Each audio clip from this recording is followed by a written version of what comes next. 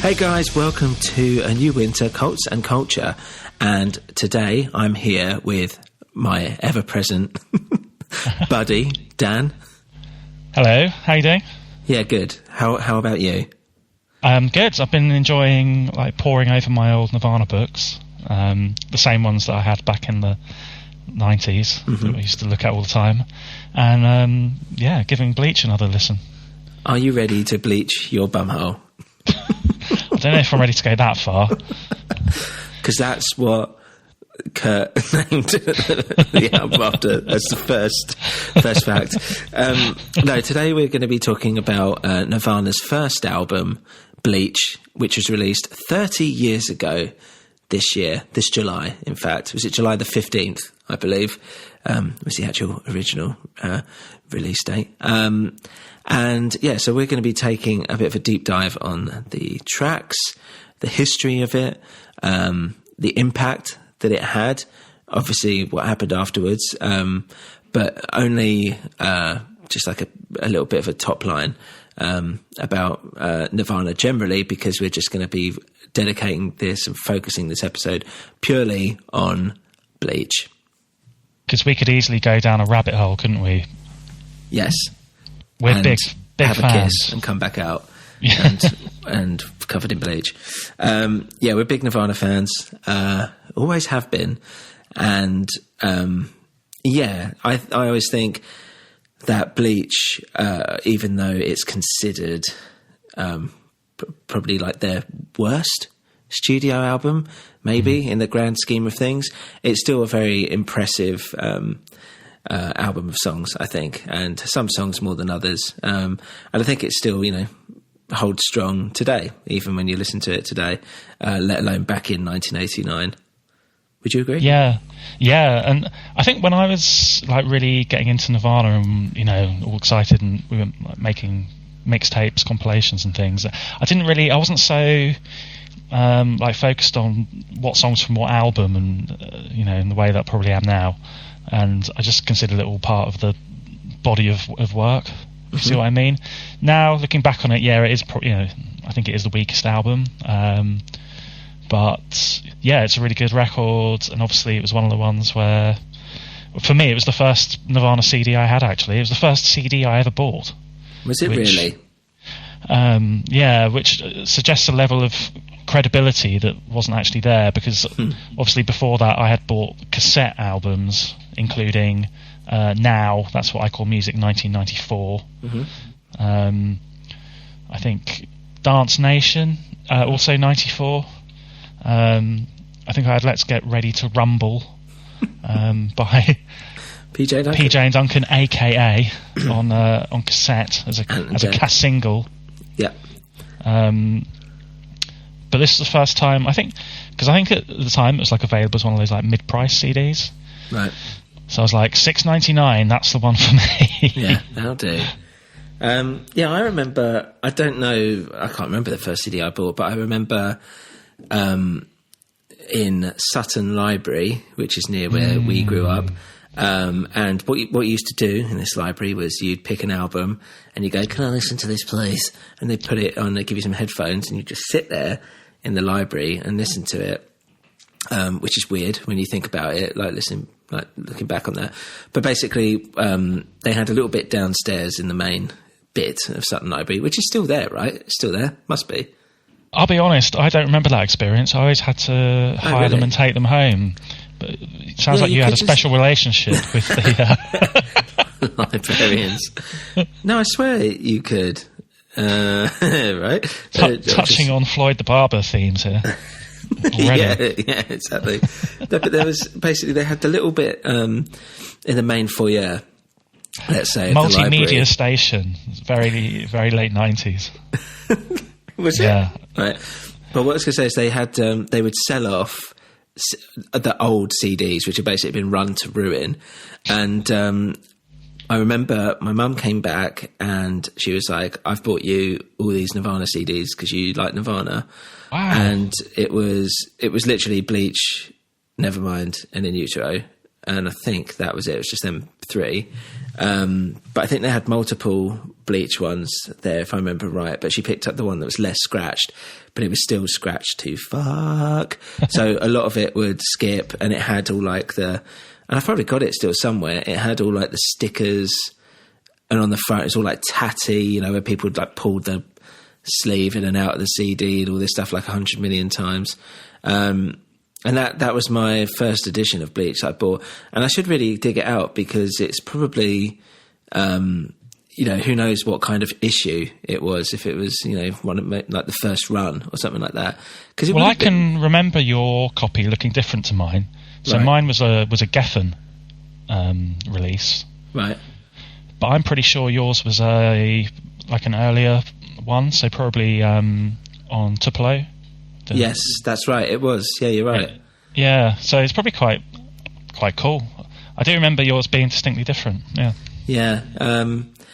And I remember, like, because, like, looking at the photo and listening to it, and I remember thinking it was really weird. And it is really weird like, when you think about the actual songs themselves and what he's singing about. It doesn't, you know, if you know Nirvana from their hits, let's say, then you listen to this album, you're probably like, what the hell is going on here with a lot of the tracks? And yeah, but I'd already heard, like, I'd had it on tape or whatever and stuff before, but that was the first time I had, like, the actual CD, I think. But yeah, we used to do, like, a lot of, like, mixtapes, and this is back in the day when you'd swap tapes with your mates and all this stuff, and you and me would do a lot of that anyway. Yeah, but... we also used to test out some of the material. I dug out an old tape recently. Oh, God. Of you and me, and we're just singing songs. And probably about half of Bleach is on there. Really? What do you mean we're just singing songs? Yeah, you're playing guitar. Oh, okay, and we're just singing. There's a bit of Casio Bleach keyboard songs. in there. Jesus Christ. What songs were they? Do you remember? There's definitely some Sifting. Yeah. About a Girl, quite a nice version. Trying to remember what else. Because I think I like... Oh, this is so typical me. Something like I bought the Guitar Tab book from Virgin Megastore in Sutton, photocopied it, I got my dad to photocopy it, and then took it back. Because I remember they were like... I mean, I don't know how much they cost, but I remember thinking at the time, this is like, expensive for what it is. And obviously it's just like pre-internet, or internet was very young, so it didn't just... You could just get all this or whatever. I don't know. I can't remember. But I remember I did print off tabs as well at some point, but it was the very early days of the internet. And so obviously like the go-to would just to be get the Guitar Tab book. Just get it all from that. But, because you amassed quite a repertoire quite quickly. Yeah. We've also got, like, we're doing Even in His Youth. Okay. Stain. Been Really? a Son. Yeah. I don't know. Maybe listeners would enjoy to hear some snippets of those sessions interspersed throughout this show, or maybe not. Well, I'll tell you what we'll do is at the end of the show, as a little treat, maybe we'll put a few up, and you don't have to listen to them then. You can maybe, if you really want to listen to them, you can listen to the end of the show then, and then, you know, you're not going anywhere. We've got you. Otherwise, if you don't want to listen to them, then you don't have to.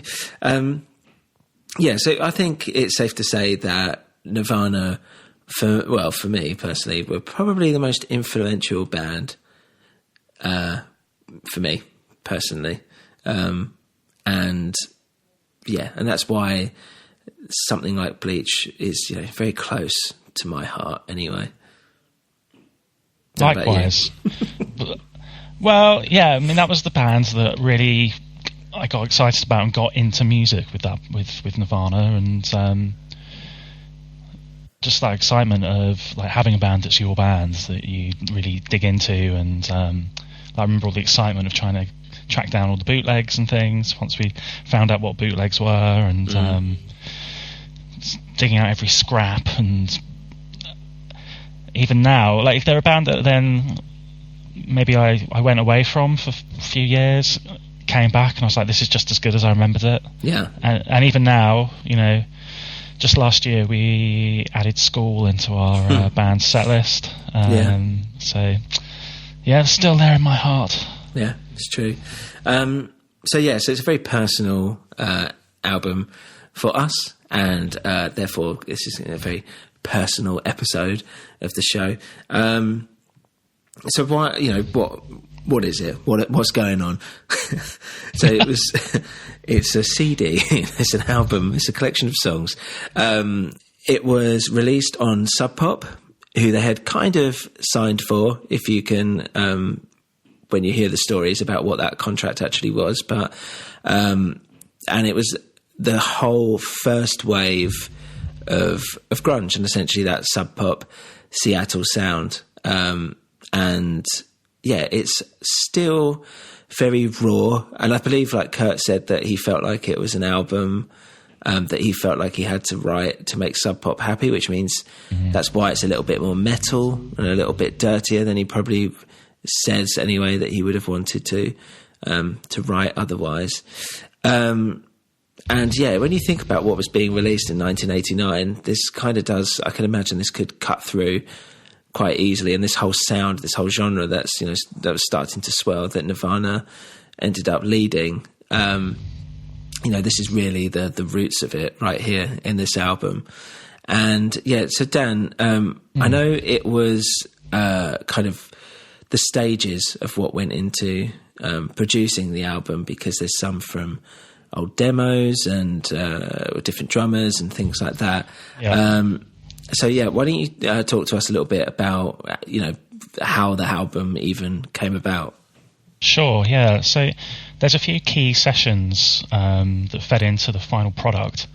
I think you have to start with January 23rd, 1988. The band go into reciprocal recording. So that was a studio run by Jack and Dino, who was a name in the scene. Kurt always says that he only picked the studio because it was the cheapest. Right. But some people think, that was a bit of a put on. Kurt's always building this like punk ethos myth. Actually, it might be that it was just he'd seen the studio listed on, I believe it was Soundgarden, right, album that had come out recently. So anyway, it was like a known hub basically for the scene at that time, and basically just booked a session. So he went in with Chris, and Dale Crover of the Melvins was on drums, and basically in one day, I think a 5-hour session, they laid down a whole demo tape, which is popularly known as the Dale demo. Right. So that was If You Must, Downer, Floyd the Barber, Paper Cuts, Spank Through, Hairspray Queen, Aero Zeppelin, Beeswax, Mexican Seafood, and Pen Cap Chew.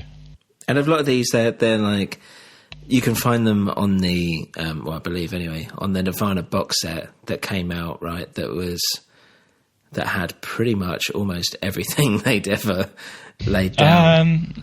It had a few of the bits that hadn't been released. So, of those songs, Downer, Floyd the Barber, and Paper Cuts all end up on Bleach. Yeah. Hairspray Queen, Aero Zeppelin, Beeswax, and Mexican Seafood all end up on Incesticide. Yeah. And so that just leaves, If You Must and Pen Cap Chew finally were released on With the Lights Out box set. So that's only two. Well, the only thing that hasn't been released is Spank Through from that session, because the version that ends up getting released is from the next session. But basically, so after this like quick 5-hour thing, and Jack and Dino's always like, I only had an hour to mix it.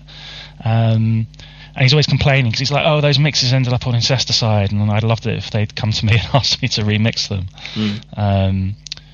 But that tape got passed around, and that eventually made its way to Sub Pop, and that's how they end up getting approached and signed for one single.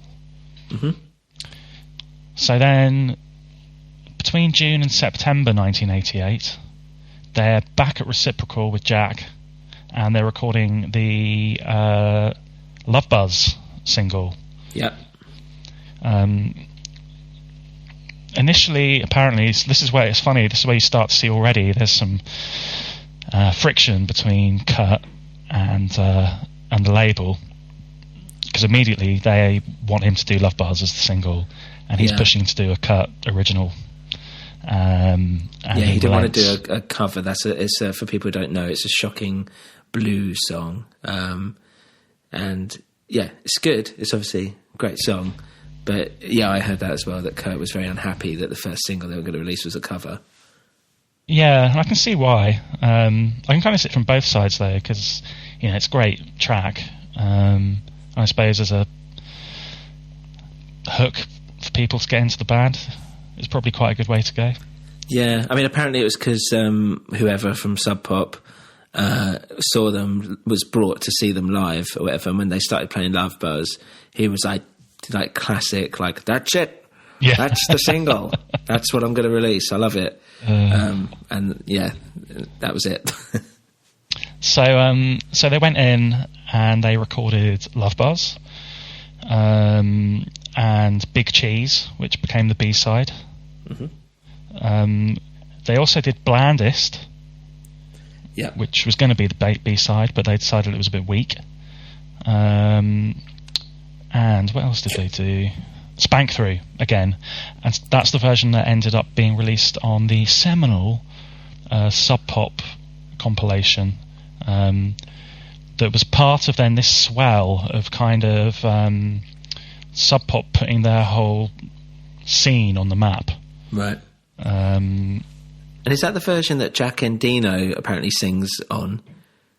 He is, yeah. He's on backing vocals. Yeah. I just read that. They also... I just read that and was like, I never knew that. I need to say it at some point. I'm trying to think what those backing vocals are, though. Yeah, I can't remember. I wouldn't even know what it was, yeah. They tried out a few other songs during this session. So I don't know to what state these were finished, because they had a habit, and they continued this throughout the Bleach sessions, of just trying to maximise basically the tape, because everything's been done on a budget. So if they did a take of something, didn't like it, they just record over it. Yeah. But they had a crack at Mr. Mustache, Blue, and Sifting as well during this session. It's worth saying as well, at this point you've got Chad in the band. Right. So Chad Channing has joined on drums, because Dale Crover was only ever sort of a temporary stand-in. Yeah. And that's the real, for me, that's like the real first solid permanent Nirvana lineup. Kurt, Chris and Chad. Yeah. It's true, yeah.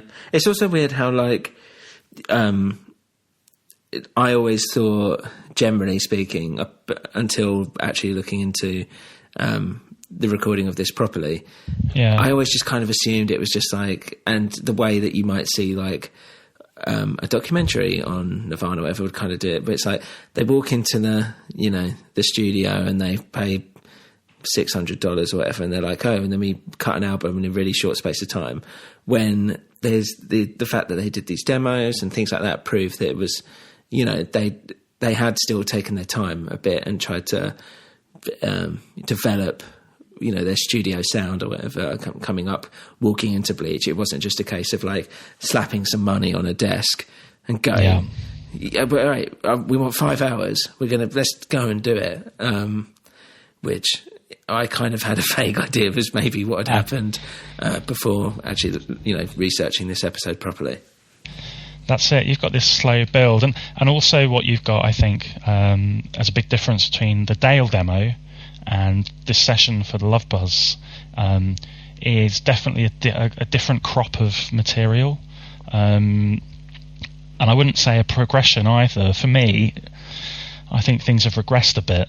I really, really love the Dale demo stuff, and all that weird stuff that ends up on Incesticide, Beeswax, Hairspray Queen, strange songs with and really weird lyrics. Mm-hmm. And I think they're a bit more influenced by kind of like Kurt's weirder side. Yeah. And stuff, you know, like I can hear bits of Butthole Surfers and Scratch Acid in those songs. Yeah. I think already going into this Love Buzz session, and Kurt said it, you know, he felt, and you said at the beginning of the show, he felt he had to deliver an album that Sub Pop expected and that would, I think, meet the expectations of his new peers in Seattle. Yeah. It's true. So those kind of like weirder angles are being shorn off, and instead you're getting, you know, slightly, I think, more conventional and heavier, crunchier songs like Blue. Yeah. Yeah, and they're a bit more, you know, commercially friendly, I guess, more sellable, rather than the more weirder stuff and all the riffs and stuff. And I believe, yeah, you'll probably like get into this, but like they recorded Big Long Now. Did they record Big Long Now, or they wanted to put it on or something like that, but decided it was just there's too much slow songs, which is kind of true when you look back at it. And we'll go into this properly later, but it does. There's a real like metal kind of sound still to it that's still heavily set like in the 80s, whereas that weirder stuff, as you said, is a bit more interesting and a bit more of an evolution of the sound. So yeah, I can see why you might think it's a bit more of a regression as such.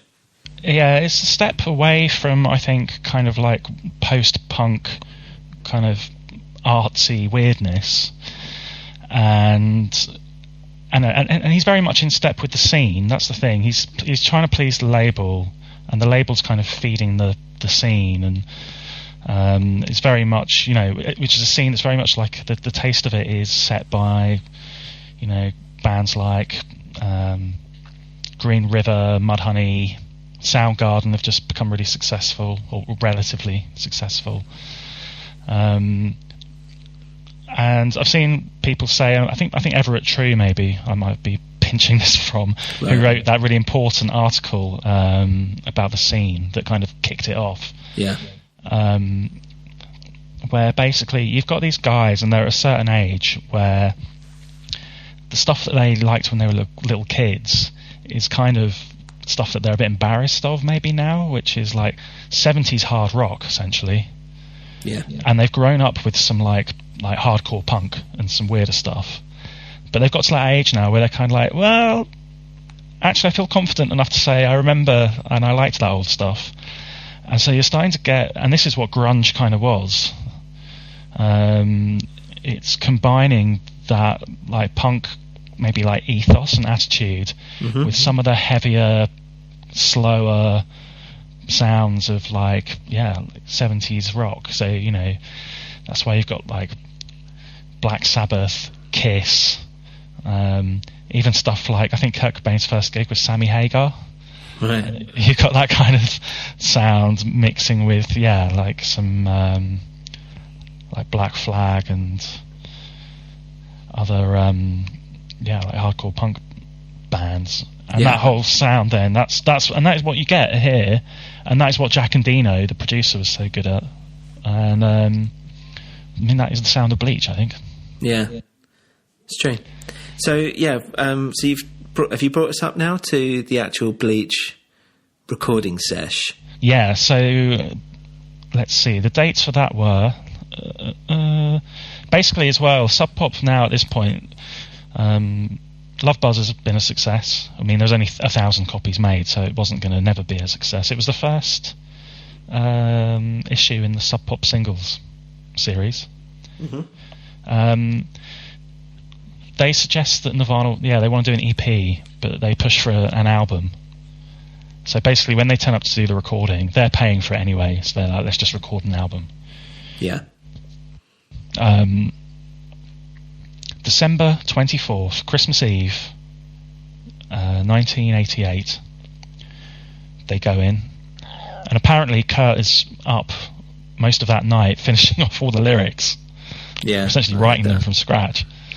Apparently he was writing them very like pissed off and angry about the whole thing, and I kind of am a little bit like, take it with a pinch of salt, like you know, and he's always like a bit dismissive about his lyrics and all this stuff anyway when you read interviews about it. But there's some stuff in there where I'm like, that's either something that you've been working on for a while, or that's brewing, or that, you know, we know from like the journals and stuff, he was always knocking lines and bits and pieces together or whatever. So yeah, I imagine it might be like a last minute, maybe, you know, putting together of some stuff or like filling in gaps or whatever and things like that. Yeah. But I find it a little hard to believe that he wrote all the lyrics to all the songs like the day before he went into the studio. But maybe I'm wrong. I don't know. I just always think there's an element where people like, you know, they say stuff like that, or they play up to the legend, or you don't know, you know what I mean? It's like creating a story for themselves almost. And it's hard to tell with Kurt Cobain, isn't it? Because he played around with that all the time. Taking a piss, yeah. Anyway, yeah, so the session dates, December 24th, and then the 29th to the 31st of December. And then they came back in January for 2 more days. And in that time, I mean, they basically do what kind of ends up on the album. They have a go at Floyd the Barber. They have a go at Hairspray Queen. And Paper Cuts, I think. But they're dissatisfied. Jack Endino says whenever they try and do any of the Dale stuff, they just end up thinking it sounds worse. Yeah. So that all gets kind of jettisoned. Poor old Chad, let's be honest. Yeah. It's a rough ride. And Kurt's really critical of him. Yeah. And he kind of says weird little backhanded things like, oh, he was more of a jazz drummer. And he says stuff like, oh, I was really unhappy with like Love Buzz, and it always just sounded so weak and thin. And there's always a sort of implication that it's the drums. Yeah. I mean, I think I recently watched a recent interview with Chad Channing, and he was saying how, and there's a little bit, apparently he used to do this with Dave Grohl a little bit as well, but it sounds like he was doing it all the time with Chad, where he'd just be like, right, I need you to go like do da da do da or whatever, because, you know, Kurt used to drum a bit himself or whatever, and it sounds as if like Kurt really did like put him through the ringer, but he really liked his drum kit as well. I think there's a pair of like North, I think the brand is North drums or whatever, that North were like drums. a bit, was shaped a bit weirdly, and it gave like a really weird sound, and it felt like Kurt was more in love with the kit than the person who came with it. Poor old Chad. Poor guy. Anyway, he says he didn't feel like, you know, Kurt and Chris are obviously the central unit. He was just kind of like there along for the ride for a while. Yeah. Did I show you the? Because I think this is part of this thing I was watching. Chad's in a Nirvana tribute band. Do you know this? Oh yeah. I think we were watching some of it, and to be fair, they weren't like that bad. Like they were proper like cheesy, like skin crawlingly. We're rockers or whatever. And seeing Chad, who's still got his long black hair, but he's obviously like 1,000,000 years old now, and rocking away, but he can't quite keep time with his own songs. And you're just a bit like, oh, poor Chad. Just even now, he can't. He's in a tribute band to his own band that he was in. And he's the weak link. Yeah, and he's still the weak link, yeah. Poor guy. Poor bloke. One thing that I mentioned there was that they were, you know, this is all on the band's dime. Famously, the album supposedly cost $606.17 to record. And all that money was put up by Jason Everman. So apparently he was introduced to the band by Dylan Carlson, who is a good friend of Kurt's. People will recognise that name because of his band Earth, but also more notoriously he was the man who supplied the gun that Kurt used to kill himself with. So they were still good friends for a while. Yeah, it's funny actually, because Kurt kind of like cycles through friends, doesn't he, over the course of like Nirvana. But Dylan Carlson seemed to be there along for the whole ride, really. The whole time. But apparently also Jason Everman was a friend of Chad Channing's, and but I think they only realised after he'd been introduced. And basically I think Jason Everman just liked the idea of being involved in the band. Yeah. Well, he put up the money. It wasn't like, here's the money if you can let me be the guitarist. I think he just said, here's the money, and then I think the band were looking for another guitarist anyway at that point. I think Kurt wanted another one, so he was just like, look, he plays guitar, let's get him. He's got the long hair that's Sub Pop love. Yeah. But obviously that turned out to be a bit of a mistake.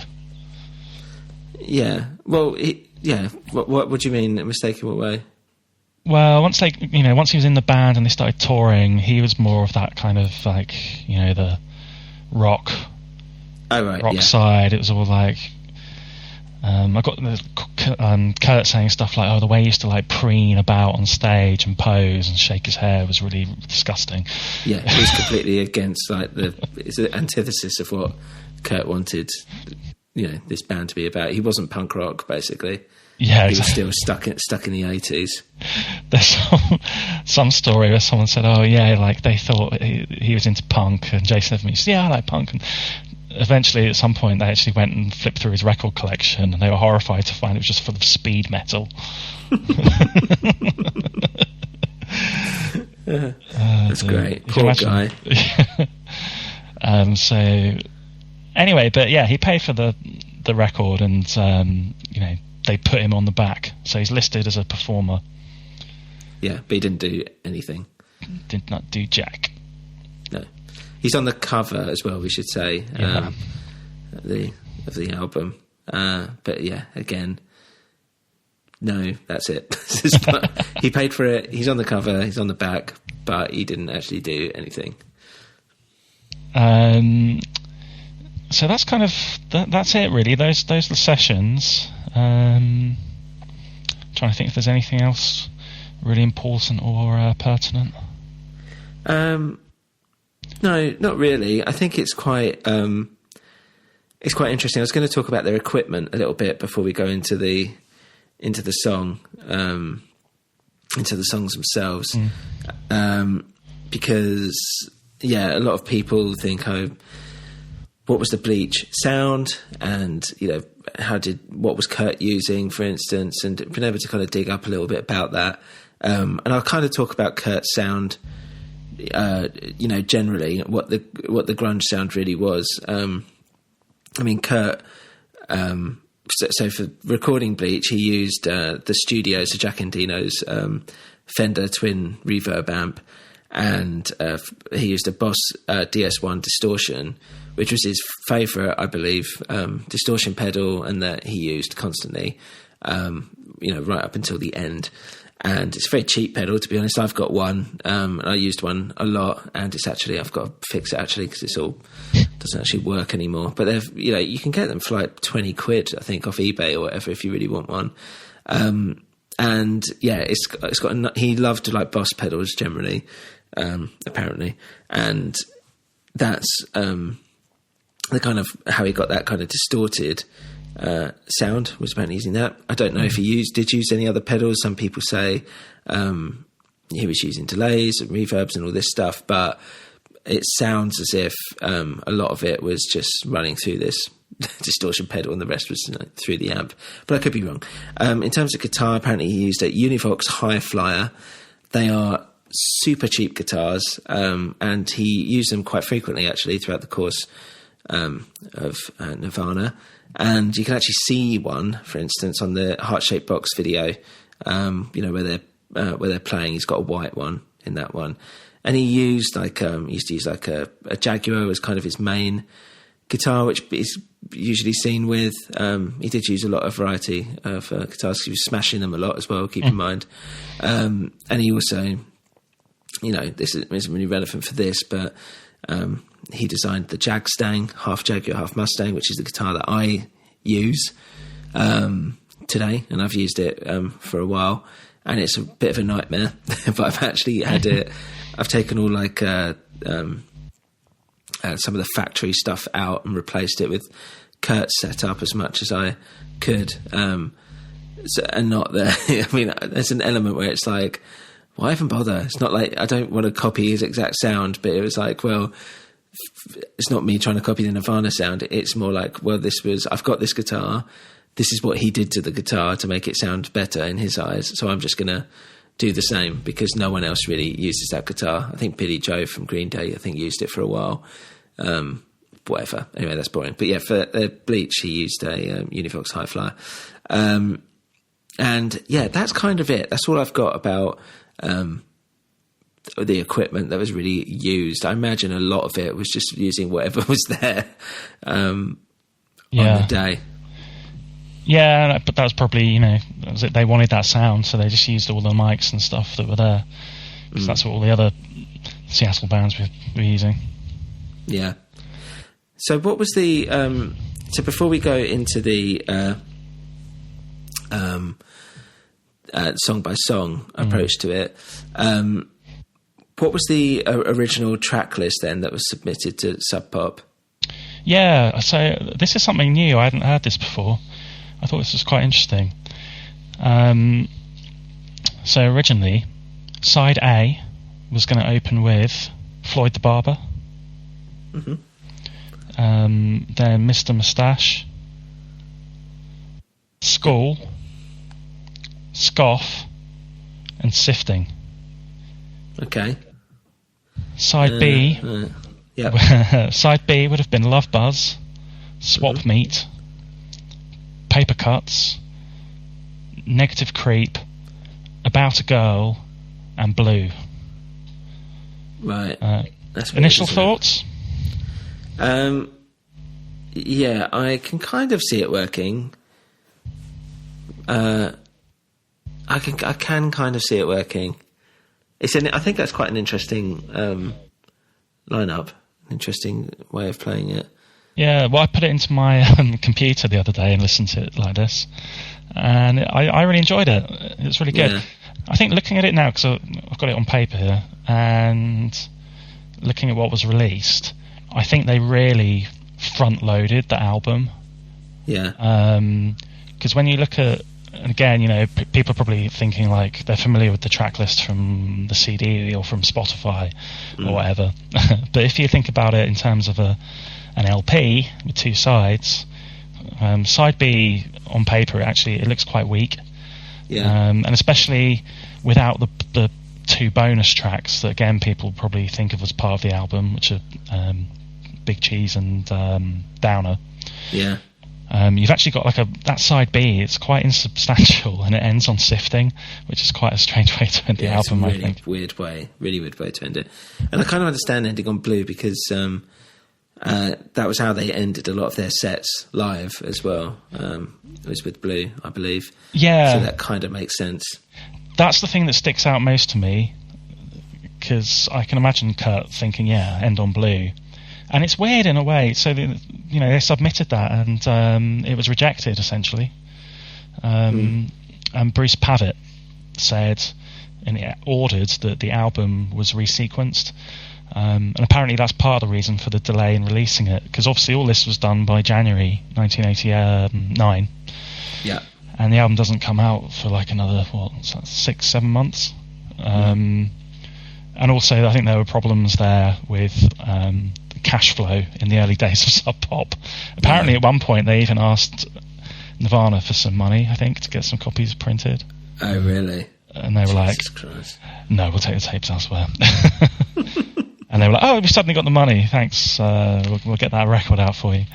Jesus Christ. But I just thought it was interesting, and if people are listening, they might want to give that a go.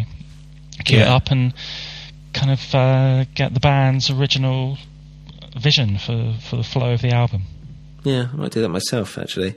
So I think maybe if we get into the nitty-gritty now of the album itself, and I have included Big Cheese and Downer on this as well, because that's kind of how I think about the album. Yeah. So we'll go through it track by track. I'm going to kind of tell you what I think's happening musically, and we're going to talk about it lyrically as well. But I think overall with all these songs, whereas where we did something like The Horrors or Primary Colours, each song was kind of unique, and not to say these songs aren't unique or anything like that, but it's a very same kind of sound, let's say. So so don't worry, this won't be as detailed maybe as the previous ones if you're worried about how long we're going to be going into the intricacies of each of the songs. So Blue starts off with Blue, and that's spelled Boew, by the way, not the band, Dabba Dee Dabba Dow. Eiffel 65. That wasn't this. So let's have a listen to Blue.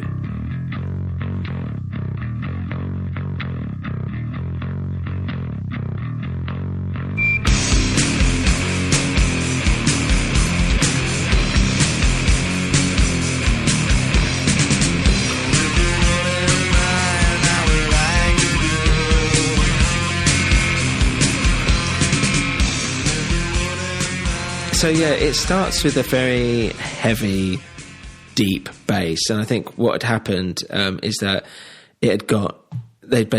Chris had detuned his bass, not realising that he had already detuned it to D, so he'd actually done it to a drop C tuning, like a drop D tuning is used a lot in metal songs and things like that, because it means you just place your one finger along the fretboard rather than doing what would normally be a normal chord, and it gives it a much more metal kind of sound.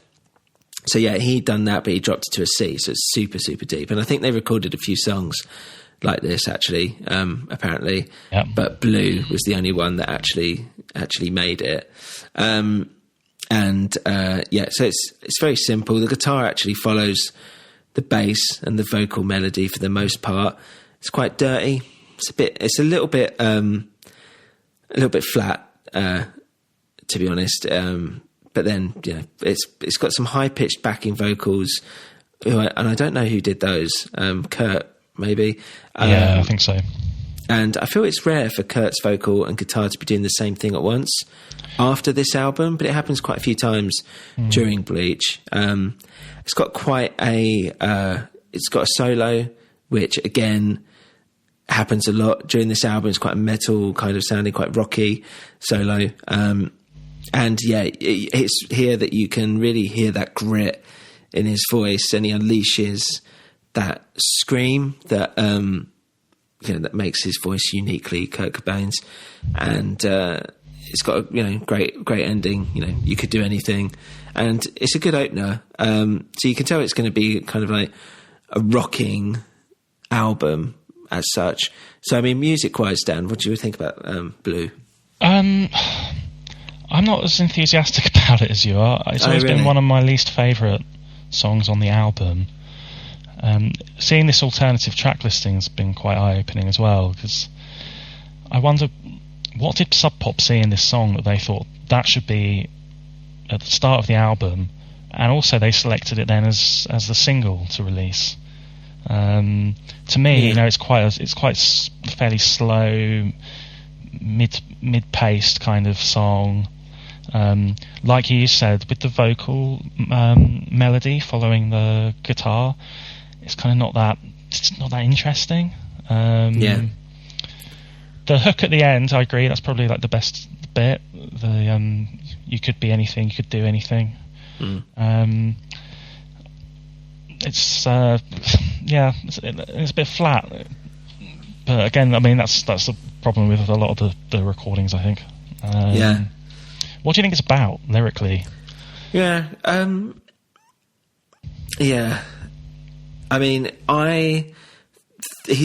always seems to be a bit obsessed with bodily fluids and the human body generally, which obviously comes through a lot more in Utero.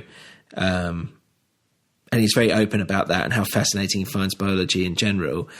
And the line of, is there another reason for your stain? Always does make me laugh. Yeah, that's a good line. That's one of my favourites, actually. It's a good one, and it's all very negative. Elsewhere, the idea of like I kind of get the feeling it's the idea of asking permission, that there's a certain subservience here that comes with a feeling like, you know, like you're a loser. Like, if you wouldn't mind, I'd like to lose. It's almost like this kind of acceptance. But at the same time, it's quite funny. Like, here is another word that rhymes with shame. It's a funny lyric, because in like, I don't know, like, I can't be bothered to write anymore. Here's just something. But it still ends on a bit of a high note. Like, you know, as I was saying, like, you could do anything. Like, if he could just break free from whatever's oppressing him, the world could be his oyster. So I quite like the idea of that lyrically as an opener. Yeah, I like the song. I know, by the sounds of it, you're not too into it, but I actually think it's quite a cool. It's just kind of that bass just kind of brings you. Well, me personally, brings me in straight away. That grumble. It's nothing, and it's nothing that's too. It doesn't get you back up like some of the other songs might do. If that's your, you know, your album opener, be like, what the hell is this? This is quite a easy to groove to kind of tune. But I get what you're saying. It's like not. It's not crazy. As you said, it's a bit weird to release it as a single, maybe, because it's still a little bit like bleh. But I do like it, and for me, it does ease me into like the rest of the songs that are on the album. What are you thinking lyrically? Or no, I think you hit the nail on the head. I think some people say that bit at the end, you could do anything, be anything. You don't do anything. Could be like self. You know, it's not necessarily optimistic. It's like self-effacing, and it could be like what Kurt is imagining some of the people in his life are, and probably were saying to him at that point. Yeah. Like, if you tried, but you don't try, and you're just a slacker and a dropout. Right. And a lot of this, again, that is touching on a lot of the lyrical themes that you get in songs of this era and going forward, which are about, you know, angst, but also, like you say, this kind of like self-deprecating, trying to own that feeling. Yeah. The Stain. Does that suggest Blue? Because Blue is a strange title, right? Is that what's in that blue yellow resonant of a blowjob? Maybe. I hadn't actually thought about that. It's possible. It was only the other day, not to jump ahead, but like when I was thinking about Swap Meet, and I was thinking, oh, maybe like ME80. Apparently, yeah. Jack and Dino said that that's how it was originally spelled on the really? session tapes. Yeah. See? It's like we're in tune. Me and Kurt are in tune for Beyond the Grave. But that is the kind it just occurred to me. That's the kind of wordplay that would appeal to Kurt Cobain, I think. Yeah. Yeah. It does feel like that, especially because it's all about like a couple or whatever selling their bits and pieces. But we'll get onto that. Sorry.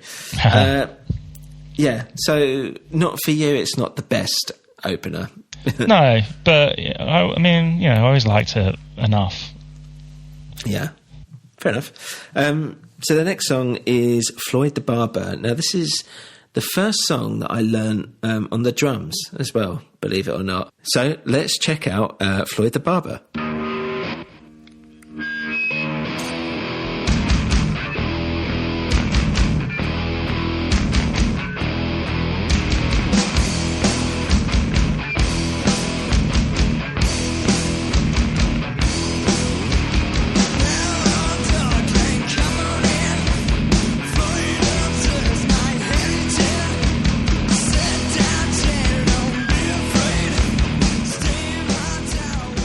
I like how evil this sounds. His vocals are kind of very much of this era, I think. It's like slightly whiny, and his growl has more of a metal vibe about it. I love the kind of upbeat solo that's just kind of thrown in. And even though I think it's just a scale. I don't even think it's even a particularly good solo. I think it's just a major scale. And then you've got, that dirty riff. It's very simple. The drums add a lot as well, and it feels slightly tribal. In a weird way. To me, anyway. Yeah, what do you think? Yeah, it's those drums. It's quite. I mean, it is a simple song, but it's quite unusual, isn't it? that constant drum and guitar riff just repeating through the song. Yeah. Stop-start, jerky thing. I love it, and this is always like a classic. I always considered it to be, and probably at the time one of my favourites on the album. Mm-hmm. Looking back now, I think maybe it's a bit one-dimensional, but it's just a really good fun song, and they kept it in the set list for years and years to come, and it was always a highlight, I think. Yeah, and I think I was the same. I think definitely back then, this was one of my favourite songs off the album. I still do really like it. I don't know if I'd say that now, but and we'll talk about that a little bit more at the end. But yeah, it is an interesting song. I think the lyrics appealed to me at the time as well, because I hadn't really heard anything quite like that before. Yeah, same. This is one of the things where I was just like, this is weird. Like, what the hell is he talking about? It's dark and disturbing, but it's also, it's funny. Yeah, it is funny. Yeah, I mean, it's to do with the Andy Griffith Show. So all these are characters that's in the Andy Griffith Show, which if people don't know, well, I don't know, I've never seen it, but is that very much, white picket fence kind of, oh shucks, America kind of TV show that was on.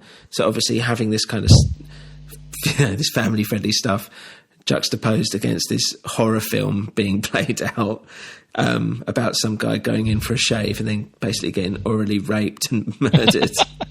And yeah, as you said, like the lines like, PP pressed against my lips, that kind of childish nature to it is really, really creepy. Yeah. Like, I die smothered in Aunt Bee's muff. There's something like really kind of disgusting and childish about it, like that I can imagine Kurt enjoying. Yeah, that kind of comic element to it, kind of like puerile glee of a child, actually. Yeah, exactly. And I like the idea that instead of being shaved, he was shamed. Yeah, it's good wordplay, and it's just a stupid song. I mean, I don't really know what else could be made from this. I was thinking, is it like a thing of, this is really reading into it, but like, is this a thing of like, is it toxic masculinity? Like maybe like you're going in for a shave because that's a manly thing to do, and he ends up instead feeling ashamed. I don't know. No, I think that's a fair point, because obviously that was Kurt's like attitude and view of the world at the time. I imagine, he'd have found some irony in that. Yeah. Well, good. But yeah, it does feel like a kind of small town hick, like horror movie played out in front of your eyes. And the fact that the music itself is a little bit like, as you said, is a bit weird and like stop and start, and it makes you feel a bit funny. That mix with the lyrics, I think creates quite a cool song overall.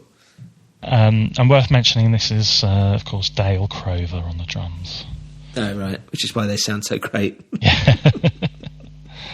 I'd love it if one of the Chad versions had survived. I'd really like to hear.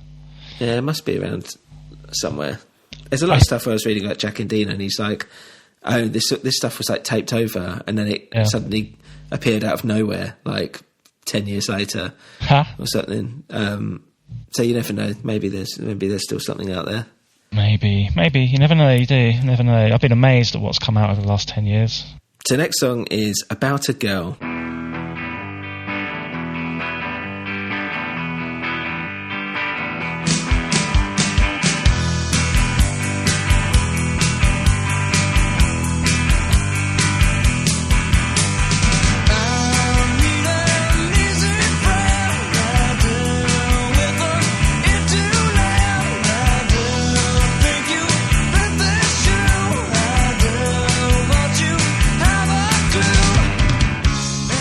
So this is obviously quite a change from everything else in the album. It's like a poppy love song, or anti-love song, depending how you see it. So a lot of people consider this like the song that shows off his songwriting sensibilities from the off.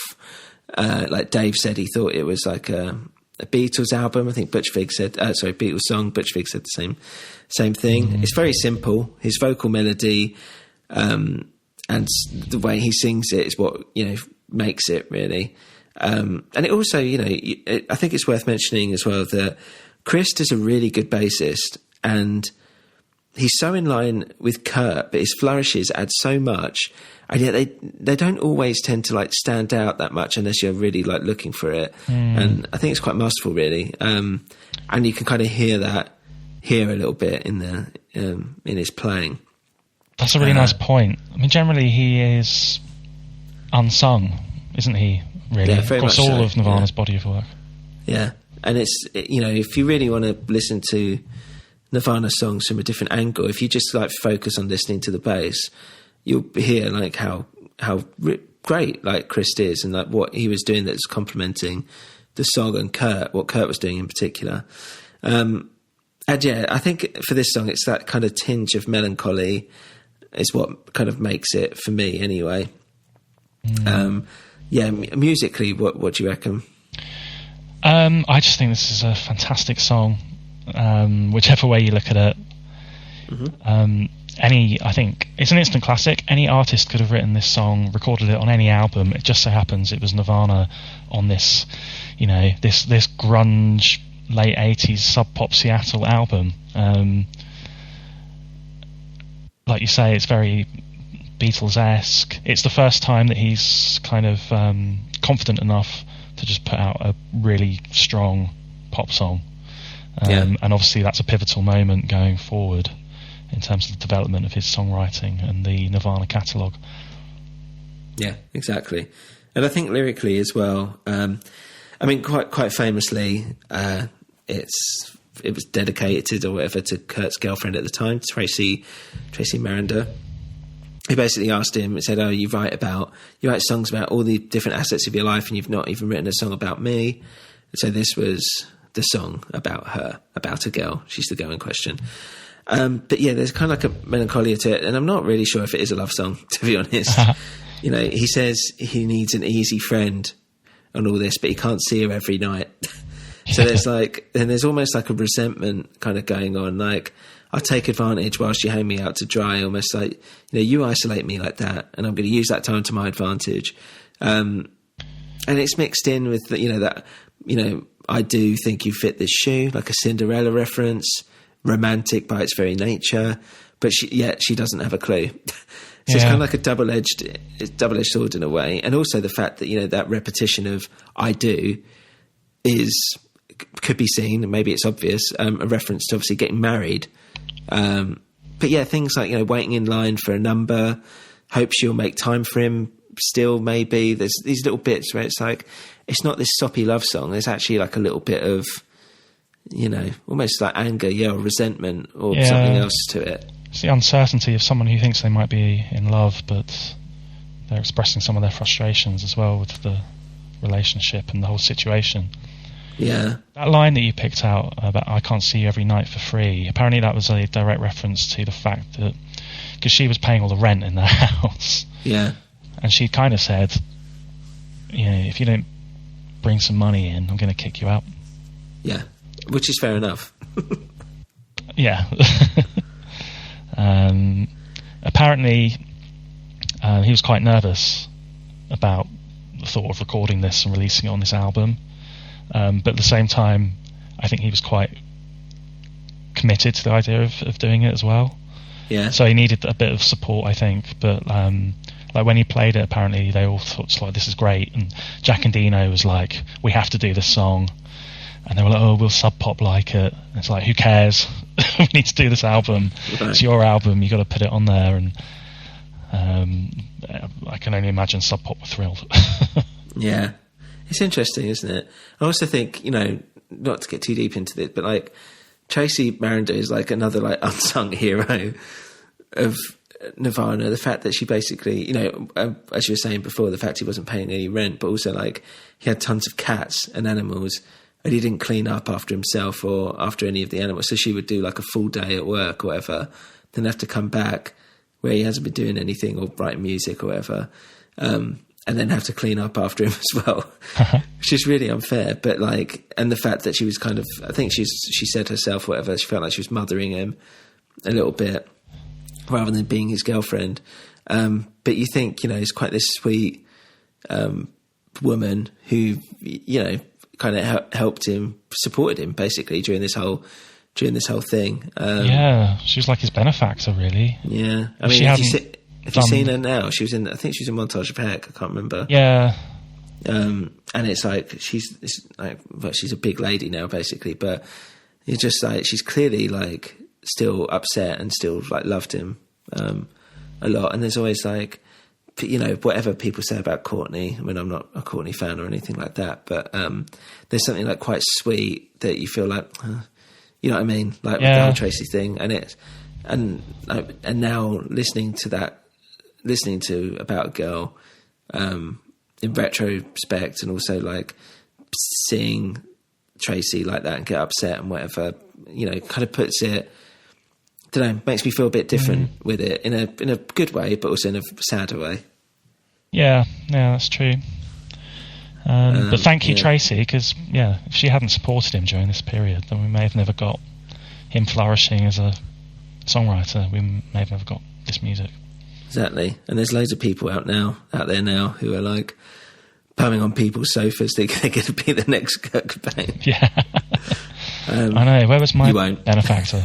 Yeah, exactly. That's all I needed, someone to look after me in my stars. If I hadn't had to have gone and worked at Mercer Human Resources in Croydon when I came out of university. Who knows where you could have been. Exactly. Yeah. Unbelievable. Right. Unbelievable. If there's more Tracy's out there. Could you hear the bell ringing? That's right. It's time for school.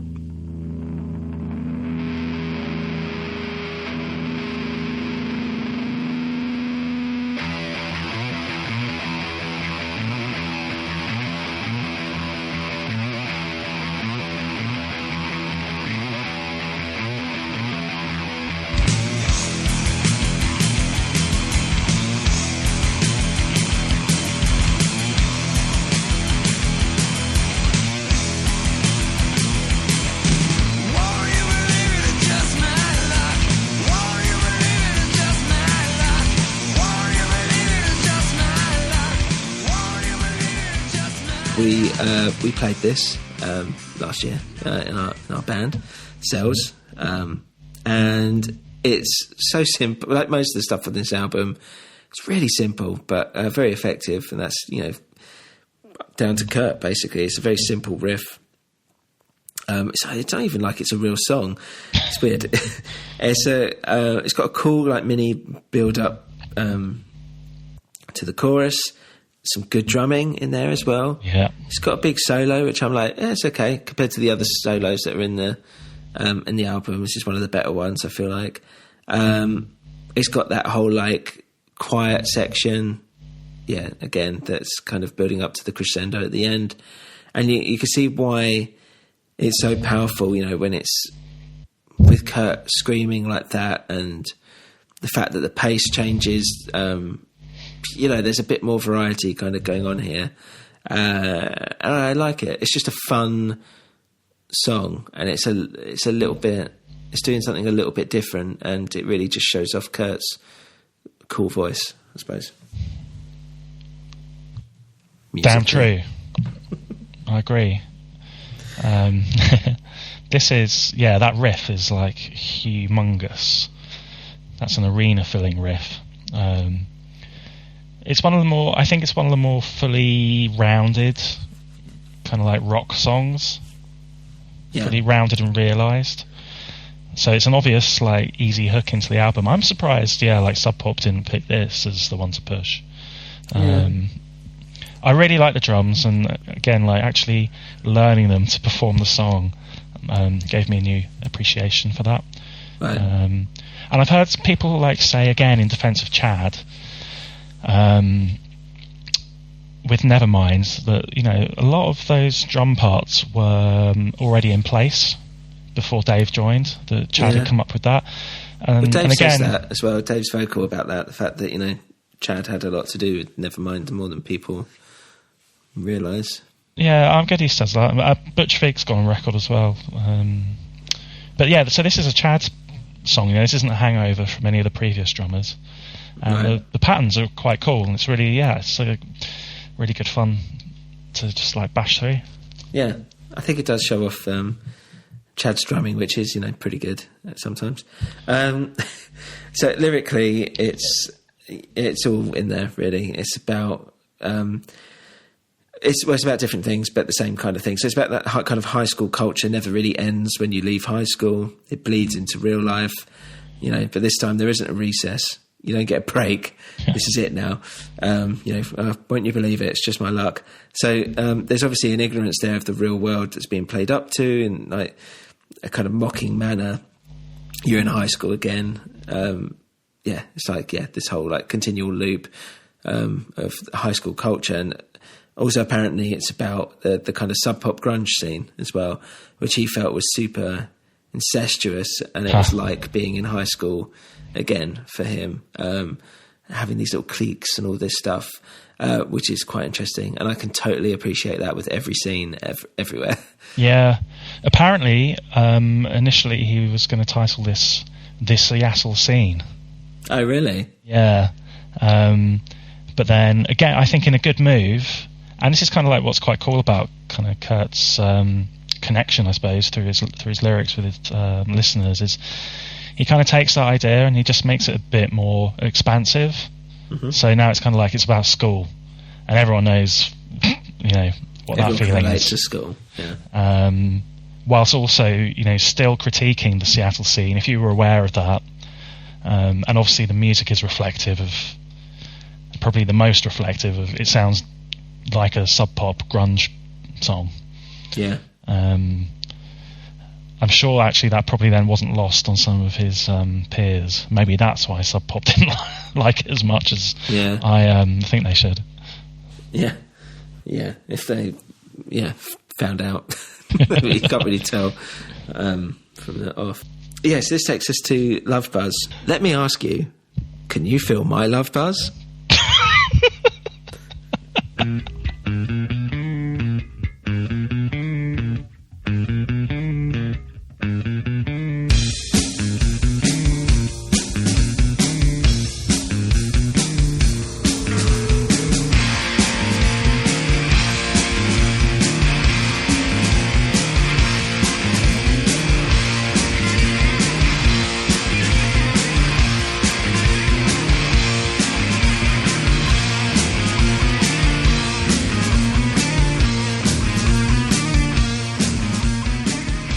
Really big fun bass line, very big guitar sound. It's very rocky, it's catchy, and it's all like one build up really to that scream and that fast guitar riff. Another big solo, but this song's kind of more about the bass really than everything else, and it gets a bit more noisy and experimental towards the end, which is cool. So it's this big fun song with like cool little riffs. And I think it still holds up today. Like, I think it's arguably one of my favorite. Well, it's definitely one of my favorite songs on the album. It's arguably, maybe for me, maybe the best song on the album. And I probably, I don't know. It depends how I feel. But I think because every time I listen to this song, it's still the one song that I'm always like, "Fuck, I really love this song."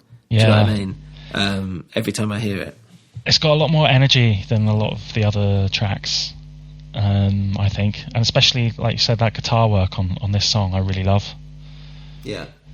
Probably, like, I don't know, it's more dynamic, it's got trajectory. Like you say, it kind of builds to this big payoff with all the scream and all the extra guitar whittling. Yeah. And I kind of like, I don't forget that it's a cover, but it's such a part of their repertoire, and it's so different, different. It's just a great song, great recording. Yeah, and it's much more up. Like a lot of the rest of the album is a bit more down, basically. Yeah. This is very much up, fun-loving, buzz song. As we said earlier, it's a shocking blues song originally. Very simple lyrically. Can you feel my love buzz? It's pretty self-explanatory. It's just a nice imagery. It's the idea that he's saying to this woman, "You're the queen of my heart, but please don't deceive me when I hurt you.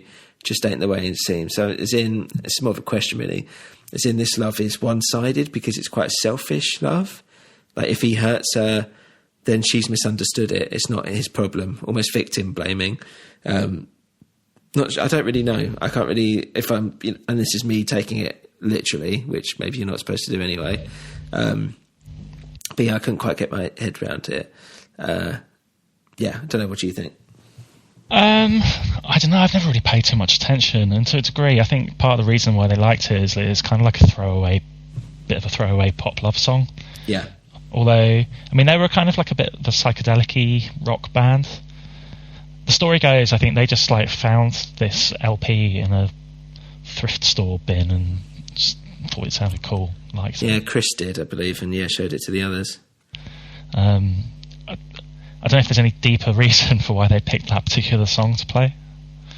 Yeah, well, apparently he jammed it out. They were just rehearsing whatever, and he just started playing it, and then Kurt joined in, and then all of a sudden... We've got a song. It's a cover, yeah. Official cover. It's interesting. It's different here to the single, so it's the same recording. Yeah. But obviously the single's got that little bit of sound collage, Kurt sound collage at the beginning. Right. So he came in when they were mixing down the single with a 30-second thing, and again, Sub Pop said, you've got to cut it down, so he got 10-second intro, and apparently he was angry about that as well. Right. But it's that thing where it's like, get ready to do a twist, something else, a wild what to see a frog or a swing and Halligalli. Yeah, I've only heard it from the bootlegs or whatever, but yeah, I can vaguely remember that. I prefer that it's not here on the album version, but apparently that was because when they were mixing it, basically Kurt forgot to bring the tape along. Right. So when they'd done the single version, they hit the reel, and he also had the cassette set up at the same time, and they made the master. So yeah, just forgot to bring the tape in. Otherwise it would have been on there. Oh, what's that? Paper Cuts? Let's have a listen.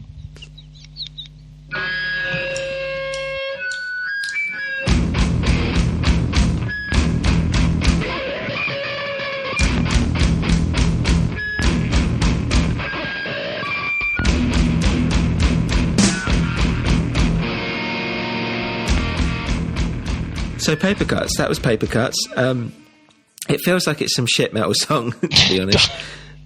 I don't really like Kurt singing here that much, and it's kind of a type of singing that he does, which he kind of does away with after a while anyway. It's just a boring song. Oh, this is blasphemy. Well, the guitar in the chorus is okay, I've put here. And then, it goes into his, like, howling as the music works its way up, and then just having Nirvana as a lyric is just weird in itself, but whatever. I feel like it's quite sluggish, and Kurt really tries to make up for its sluggishness by basically using his voice just pushing his voice to the limit, basically. But I just don't feel like there's anything there. I'm just really meh about it, but you're going to tell me you love it, right? Yeah, I'm not going to pretend that, when I was listening to this as a teenager, I was like, oh my God, I got to get Paper Cuts on. But it's I think it adds another dimension to this album, definitely. It's a different kind of song. I like how slow and laboured and leaden it is. I think this is possibly the best blood-curdling Kurt scream of any song. There's a part where he makes a sound that is so pained and animalistic and horrible that it still makes me wince. And this is after having heard this song probably minutes. These songs, I reckon I've probably heard them at least, honestly, probably heard them about 1,000 times. Yeah, I was thinking that. And also, it was only earlier this year when I was listening to this album that I realised he's singing Nirvana. Oh yeah, you remember you texted me about it actually, didn't you? Can you imagine how blown my mind was at that moment? What did you think he was singing? Do you remember it, or was it you just thinking it was a word? I thought he was just saying. Right. I thought it was just like, just pain, murmuring and mumbling. It's funny that, because the only reason I really knew was because it was in the tab book that I mentioned. That's the lyrics in it as well. Nirvana. It takes all the magic out, doesn't it? Having them actually written down in black and white, I think. No, it's horrible. I liked as well, like for me, the lyrics of this were again like quite interesting, because I was like, this is it. This is the real. This is the dark stuff. Yeah, this is horrible. This is about child abuse. Well, it is. It's about but this is like, I was like, oh my god, Kurt Cobain, he is a tortured soul, because this is like about his mother as well, his relationship with his mother, and it's just horrible. Yeah, it's it's a weird one. So if people don't know yet, it's in some like horrible basement where this poor kid is being kept prisoner, where he's just shitting and pissing on the floor, essentially. But it's based on a real thing that happened, isn't it? Apparently, yeah. Well, it's based on... it's. I've read different things. So, like, some people said it's based on... like, Kurt is the kid outside who can see the little kid in the basement or whatever. That's one story I heard, which I don't think... I'm pretty sure is not true. And the other one... Hang on, they're saying that actually happened? What? Or that's an interpretation of the song? Someone's saying that infant Kurt Cobain looked through the window and saw this happening. Yeah, as in he's... You know, like, in the story of the song, it's like, I scratched the page with my nails, and then I see some other kid, looks just like me, or whatever. Yeah. Like someone was like, "Oh, that's Kurt." Kurt saw some kid like scratching away at like the paints in the basement. That's what I'm saying. Is that's something I read and was like, I really honestly don't think that's true. That would fuck you up for life. For stuff. Well, obviously, maybe it did then. Maybe it had more of an effect. I think he just read the story in the paper. Yeah, I think that's what it was. But yeah, I did hear that it was like a local news story about some kid being locked up or something.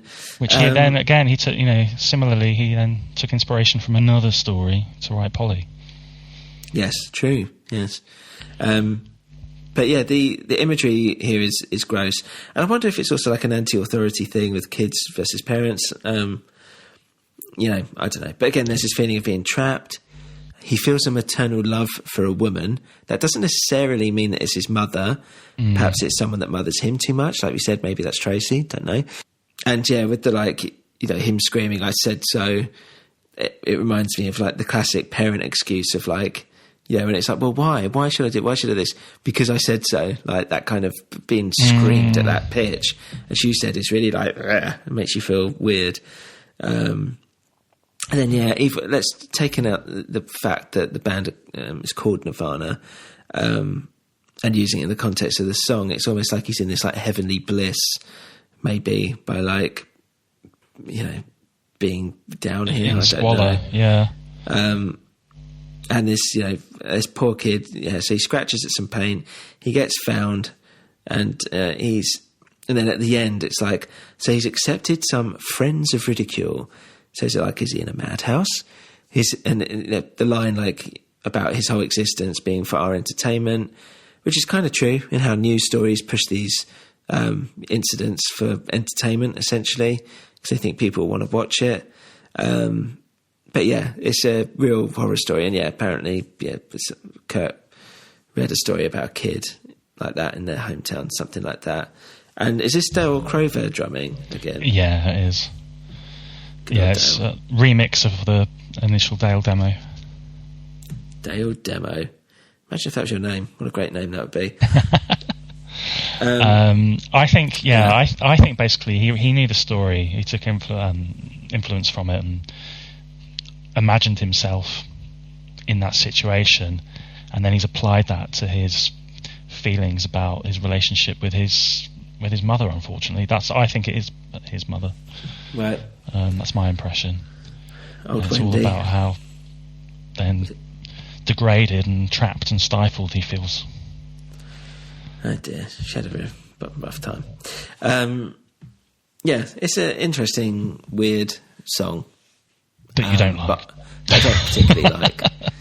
It's just like I'm a little bit like when it starts, I'm like, oh god, I have to sit through this. But I appreciate, she said it's doing something a bit different. Next one, we're kicking it now, aren't we, with Negative Creep. So let's have a listen to Negativo Creepo.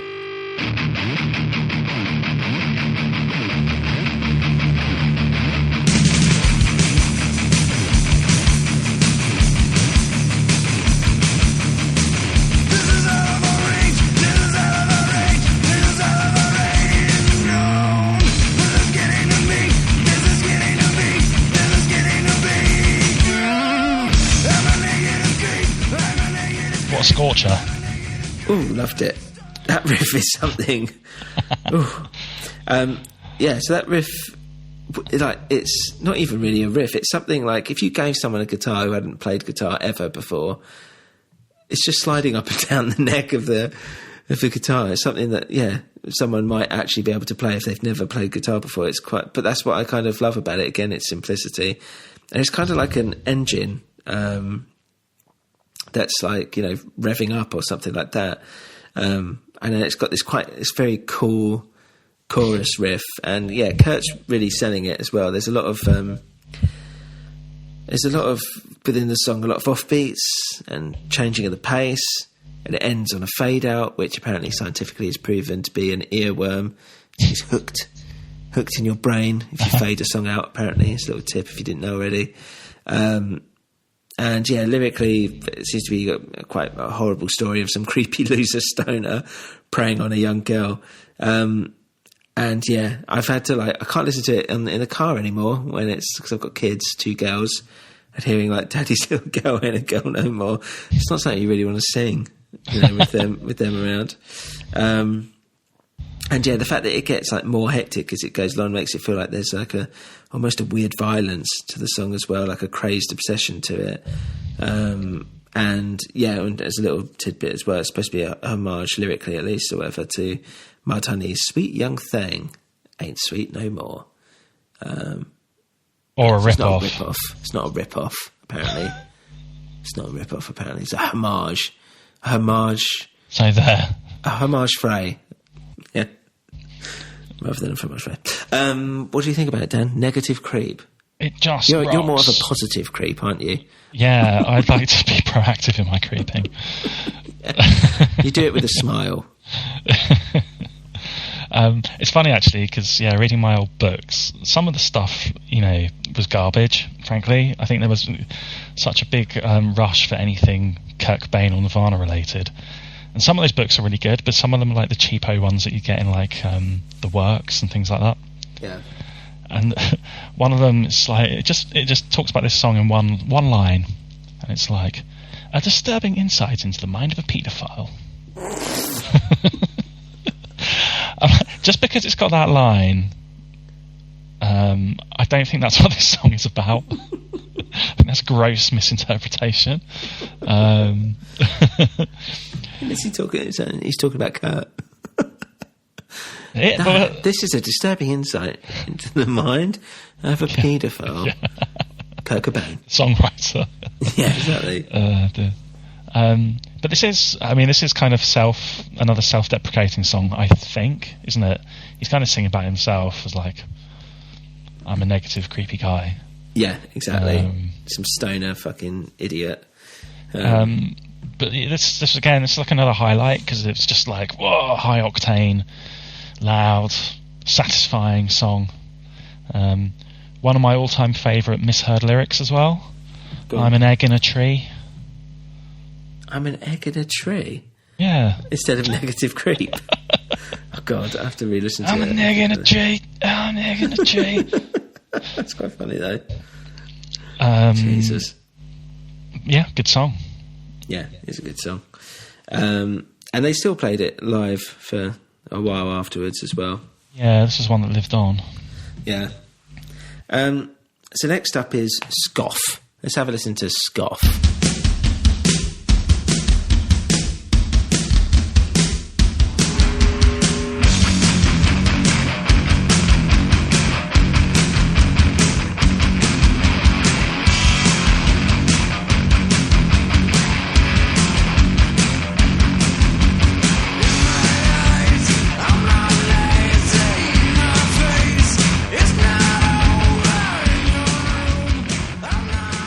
was Scoff.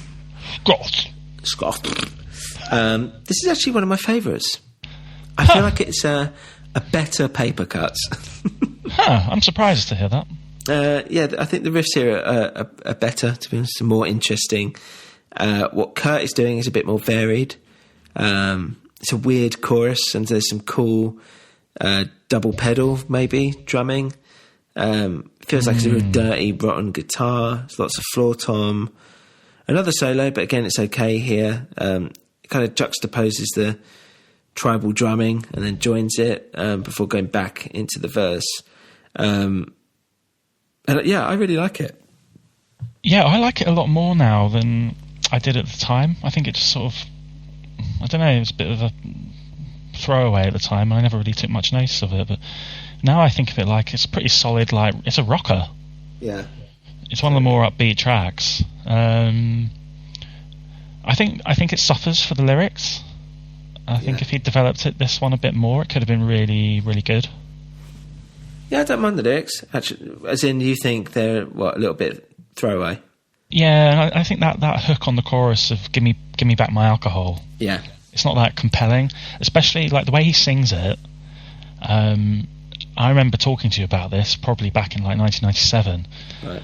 Where I was like, you were like, it's alcohol, and obviously we were referring to your Bleach tab book.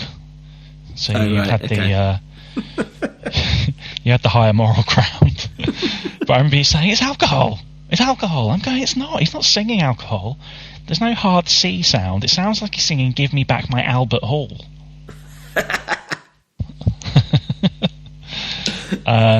So yeah, and then even then, like the lyrics are a bit. It really. I can see him dashing this one off on the night before. Yeah, I mean, if we go, I mean, it's really simple. I mean, literally, it's in my eyes, I'm not lazy. In my face, it's not over. In your room, I'm not older. In your eyes, I'm not worth it. Give me back my alcohol. And I was like, all right, so let's think about it, like, intellectually. Is it like this thing with like an abusive father? So yeah, I was thinking, could it be someone from like the dad's perspective? It probably isn't, but is it a dad that thinks they're not lazy, that they're not old?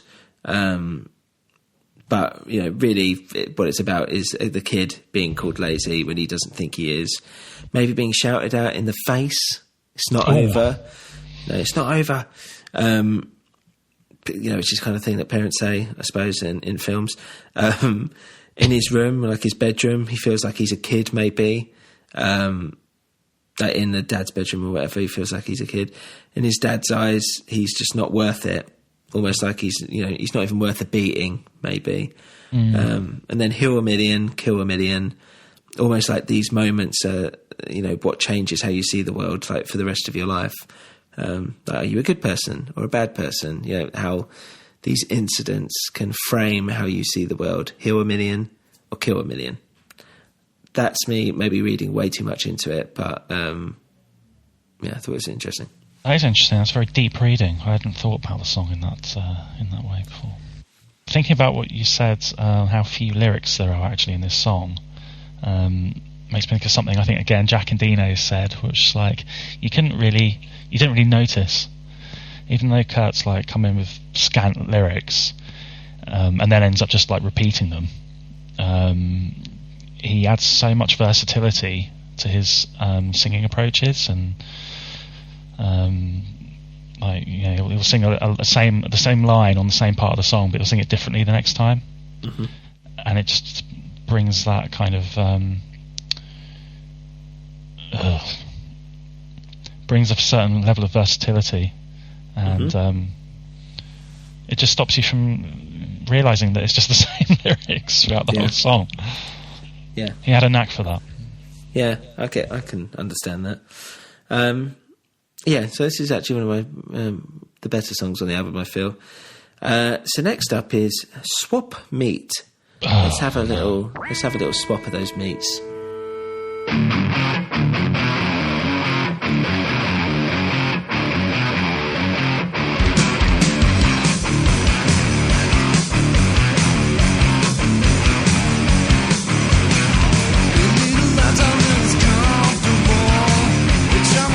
Keep it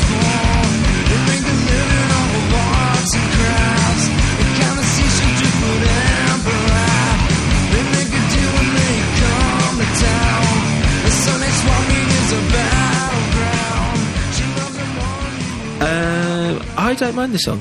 I think it's got a bit of an interesting guitar riff. I quite like the drum roll on the chorus. Again, there's lots of little bits that are quite cool. The vocal melody dancing on top of the other parts makes it interesting to listen to. And lyrically, it's basically about swap meet.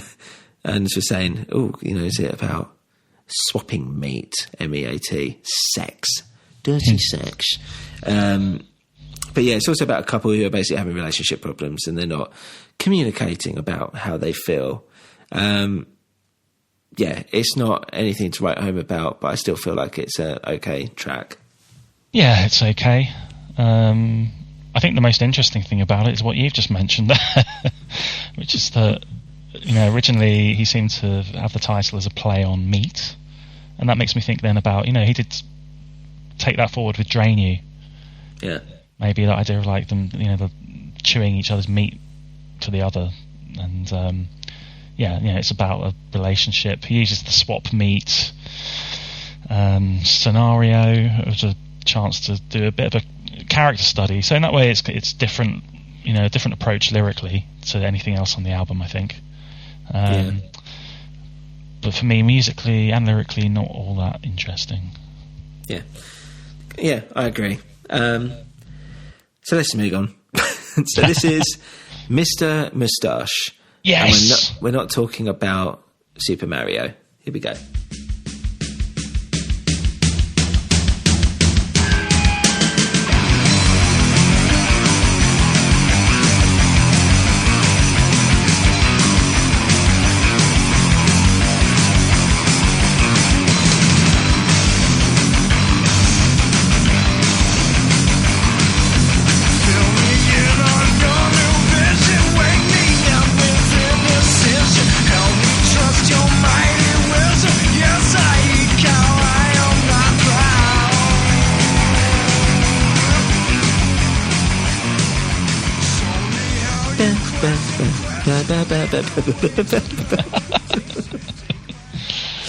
Oh, I love that song. I love Mr. Moustache as well. And I love the intro of the drums slowly fading in and just that fucking mad riff, right at the beginning. It's a fun song.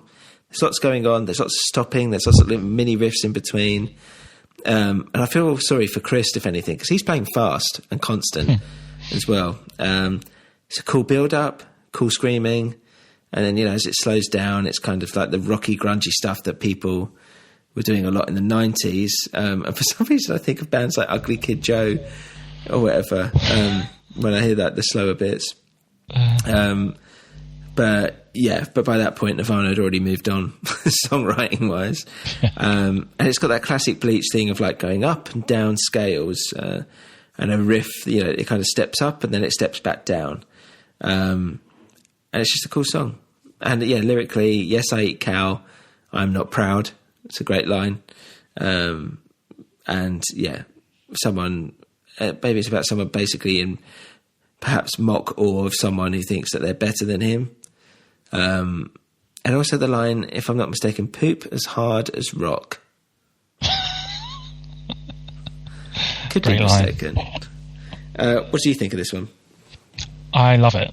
I enjoy it for all the reasons that you've just explained. I'm surprised it doesn't hold a higher place in people's hearts in Nirvana's catalogue, because it's like crazy, it's raucous, it's really fun. Like you say, that guitar line, it feels really exciting.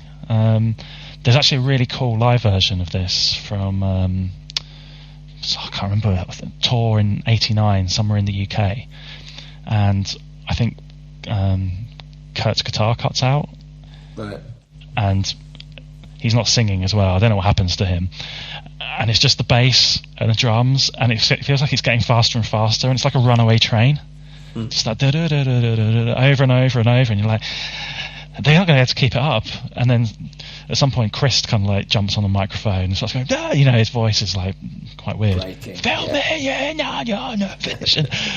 It's really cool. Even as it's kind of like, and actually, sometimes it feels like this song's going to fall apart and run away from itself. and I like that. Lyrics.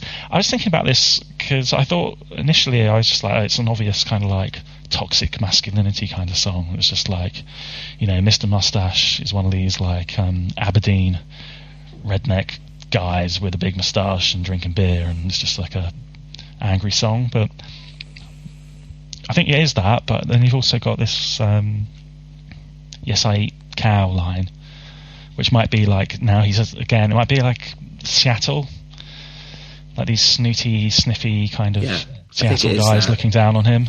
Yeah, I think you're right.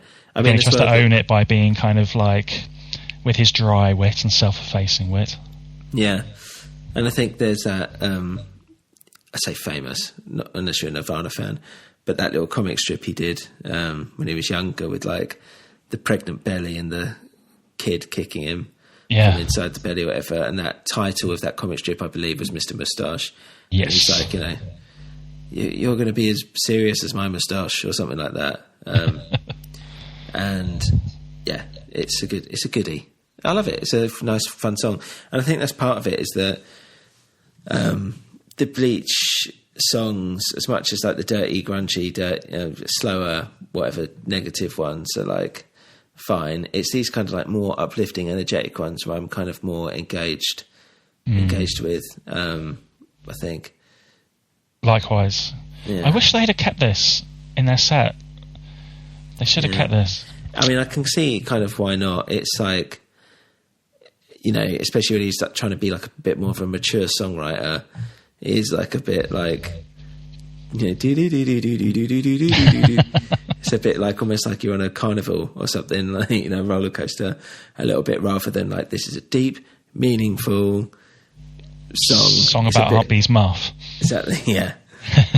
He kind of stepped away from that when he was being taken a bit more seriously. But for that time, and especially that time in Nirvana's, career, whatever, I think this song should have got a lot more, just played a lot more. And, you could bleed it into like Nevermind days as well, I think. So I'd have liked to have seen it moving into the 90s. Because even songs like Scoff and Sifting, I mean, they weren't in the set list, but there's like isolated sightings of those songs being played. Yeah, true. There's no Mr. Mustache. Yeah. Okay, well, let's have a listen to Sifting.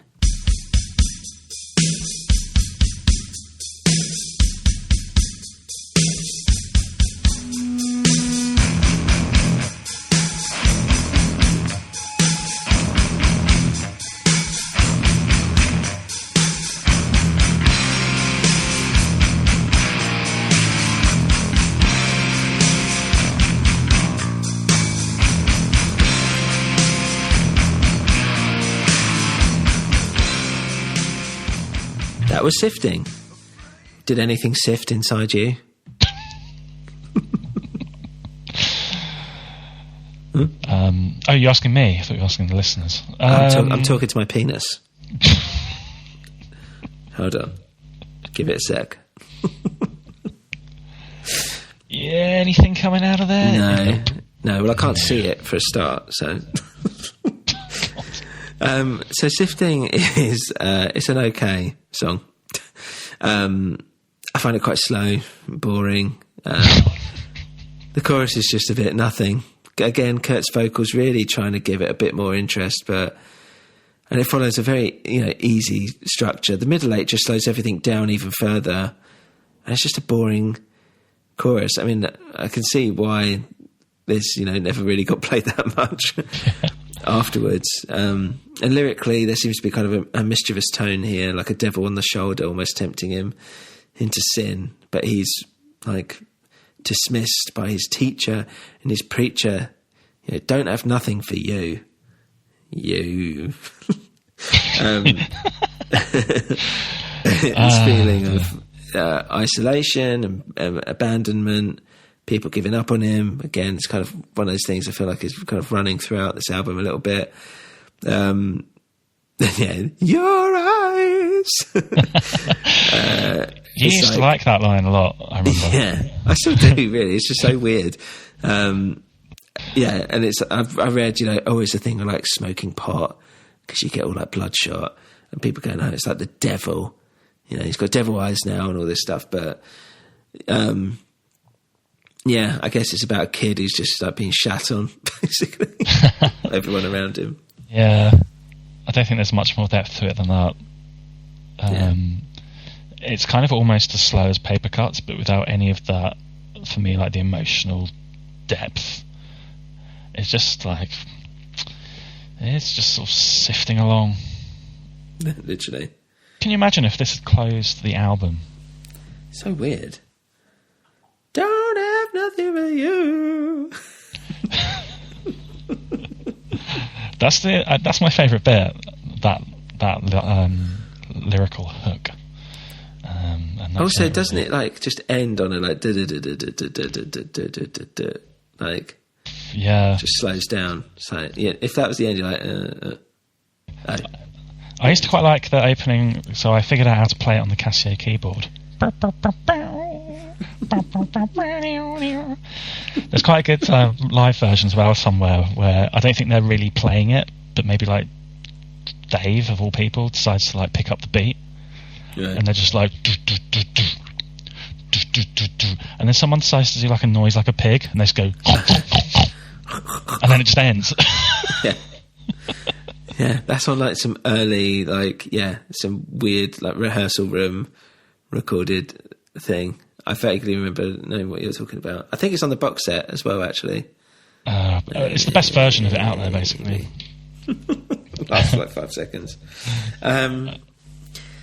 So yeah, we're moving on to Big Cheese. Oh yeah, so actually, sorry, I was saying, imagine if it ended. That does end the album. If you got the vinyl. I forgot what I was doing there. Yeah, that would be it. That would be it. Yeah, but you say, well, thankfully you get some big cheese. You get big old cheese next. Let's have a listen to this slice of cheddar.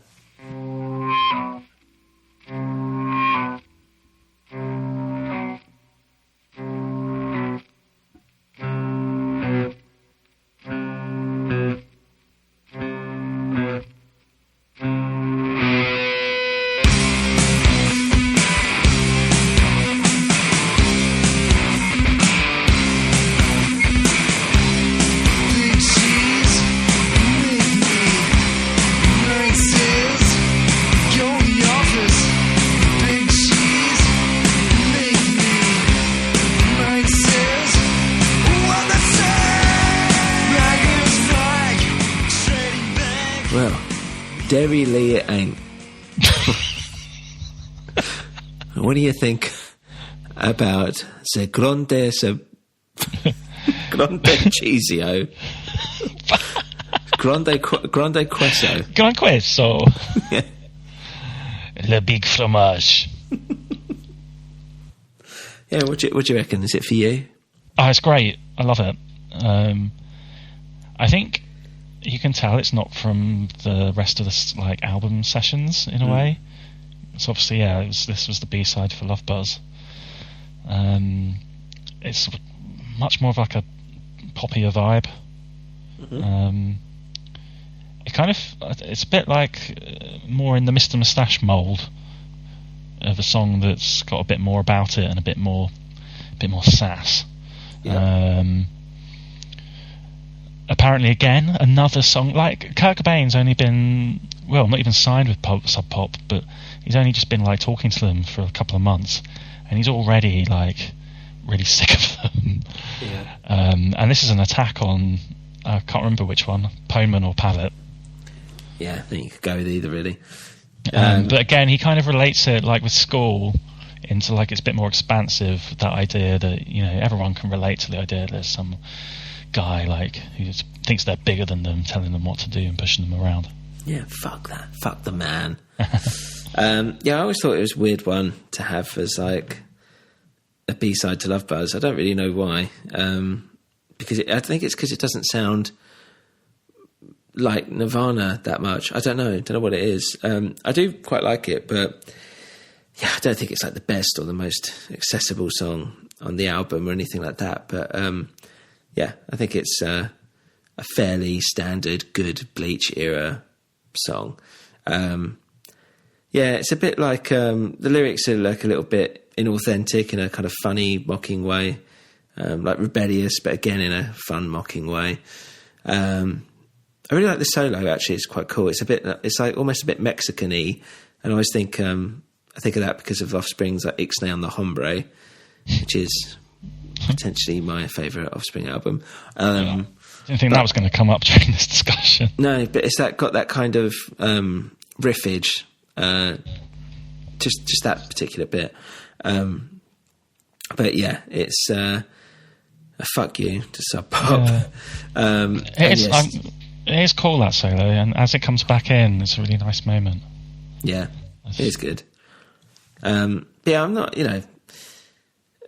lyrically, I'm not. I don't know. Like, I'm a bit like, is it just like about picking on your boss and trying to get them up for a fight or something like that?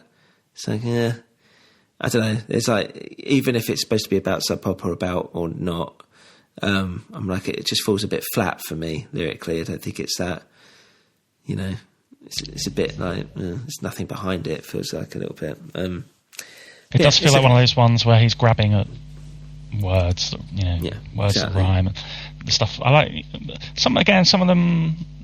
Kurt had that knack for finding words that just resonated and sound interesting. Yeah. Though, but I do like, like sheets, glue. How about you? Yeah. True. There's some cool stuff in there. Yeah. And yeah, now we're going to listen to a bit of a downer, I'm afraid. It's Downer.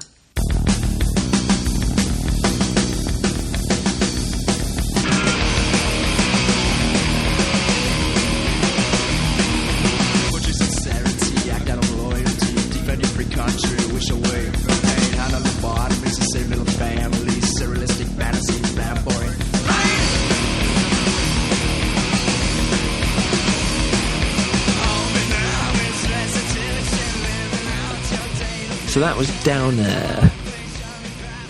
What do you think? Is it for you? Terrible way to end this album. Just terrible. It's just I think it's a real throwaway, and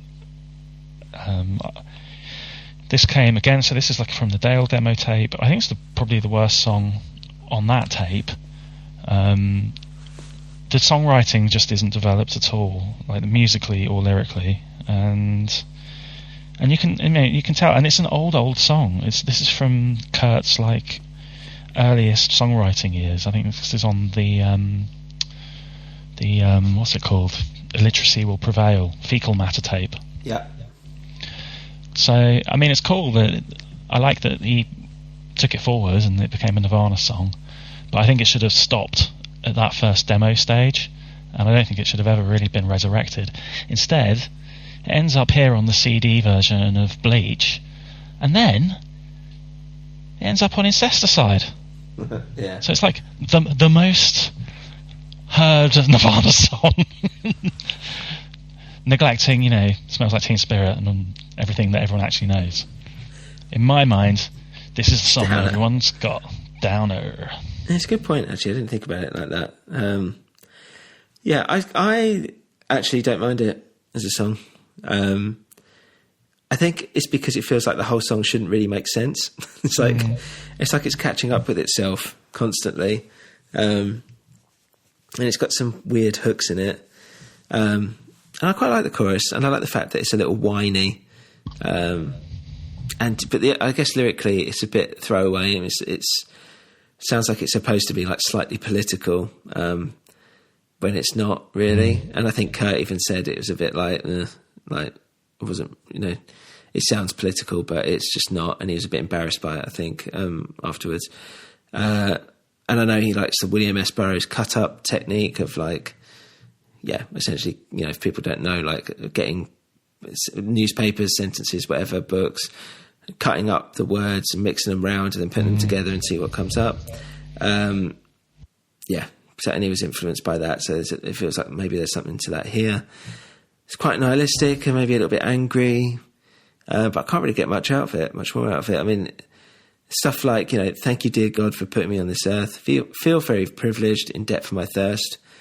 I was like, yeah, it's quite an interesting line. And the fact that, there's that anger towards God, Yeah, it's there's sarcasm coming out again in a sort of ironic humour. I quite like the line, like, surrealistic fantasy, bad, boring, plain.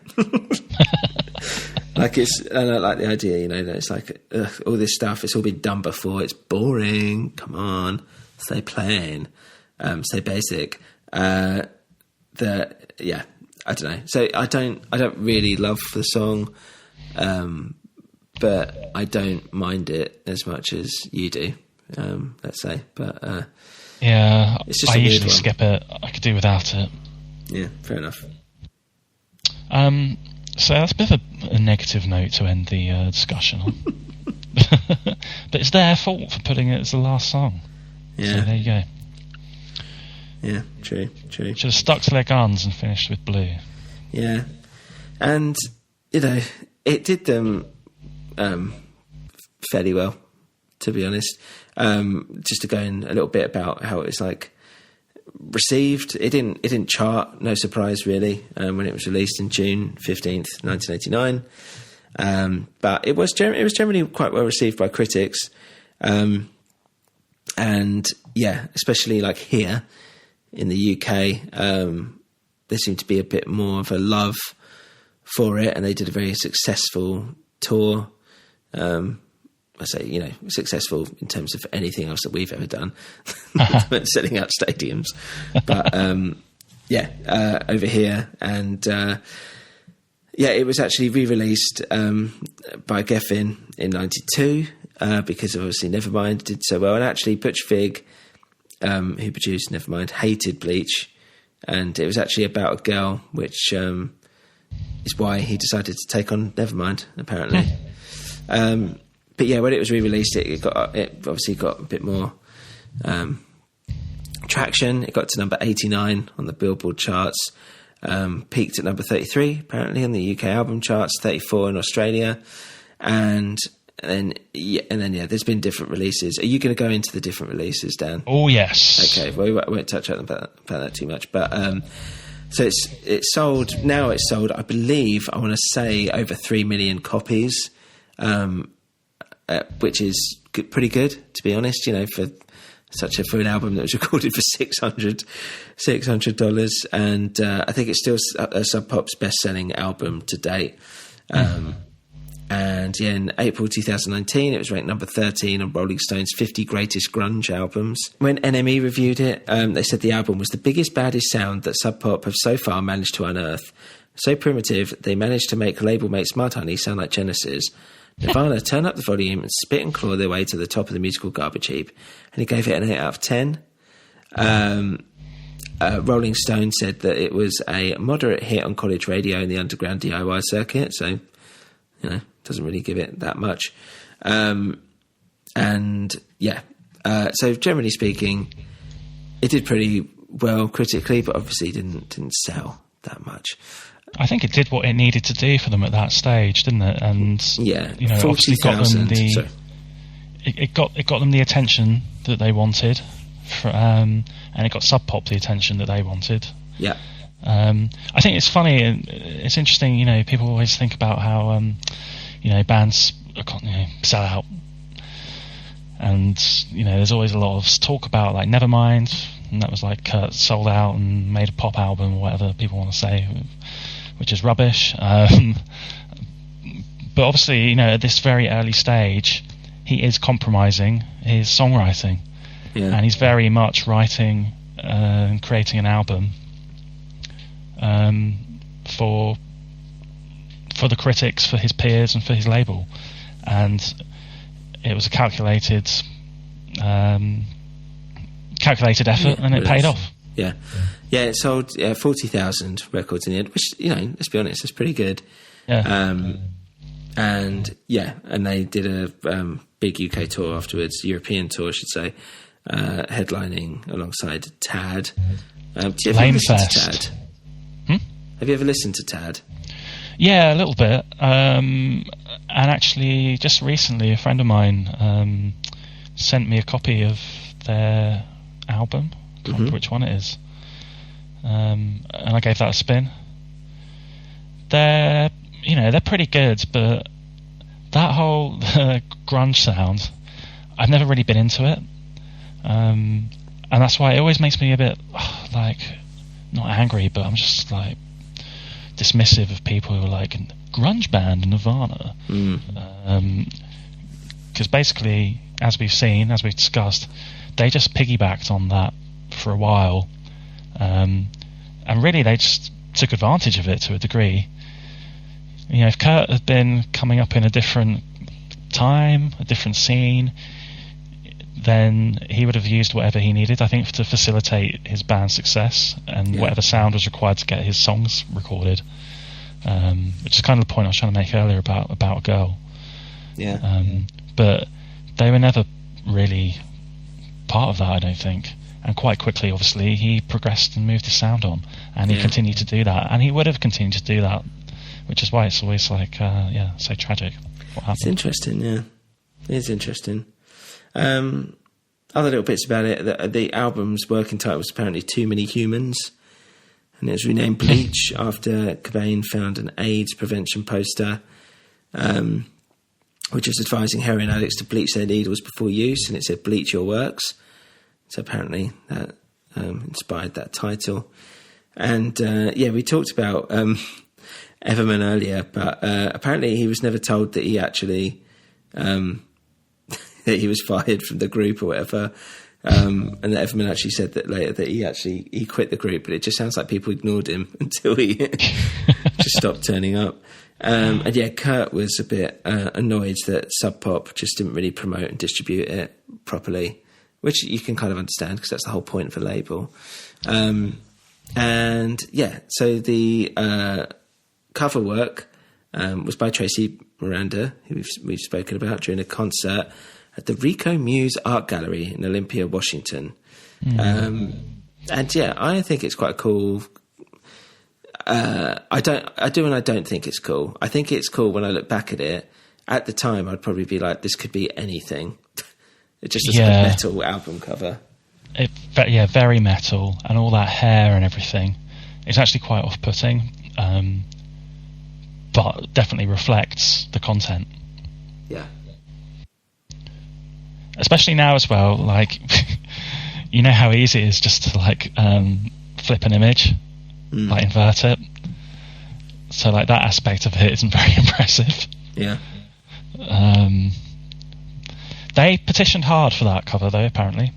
Oh, really? Sub Pop really wanted a series of photographs taken by Alice Wheeler. So Alice Wheeler also... She shot the Love Buzz photos. Yeah. And she was like Charles Peterson. I think she was part of, like, the Sub Pop kind of entourage. Yeah. And basically, she took these photos and of all four of them backstage under fluorescent lights, and they're really horrible pictures. Right. Like, all of them look really, they're like overexposed, really, they just look ugly. And well, apparently I don't like the Love Sub Pop, Buzz one either. That's a bit different. That's kind of like a bit soft. Yeah, but I still don't like it. Soft and kind of fuzzy. These are overexposed, really in your face. And the guys, I can't remember which one, probably, I think it was Poneman, I can't remember, basically said, like, you know, he wanted the kind of Nirvana that would fit this mould that he was marketing, basically. So I think he was thinking about bands like Tad, where he's like, you know, and they looked down on Nirvana and they were like, they're the Hicks from Aberdeen. Yeah. So he was like, we've got these, like, really warts and all ugly guys, you know, and they're singing these songs about their real life and angry. And that's what he wanted. He wanted to put that out. And he even said, like, these are ugly, you know, Kurt Cobain's like a good looking guy. Yeah. And they're like, let's promote him as this, like, ugly guy. And he's like, those photos made us look like mutants. The other thing they wanted to do was put a picture of Jason Everman on the back, and he's all like flailing like around. All this, yeah.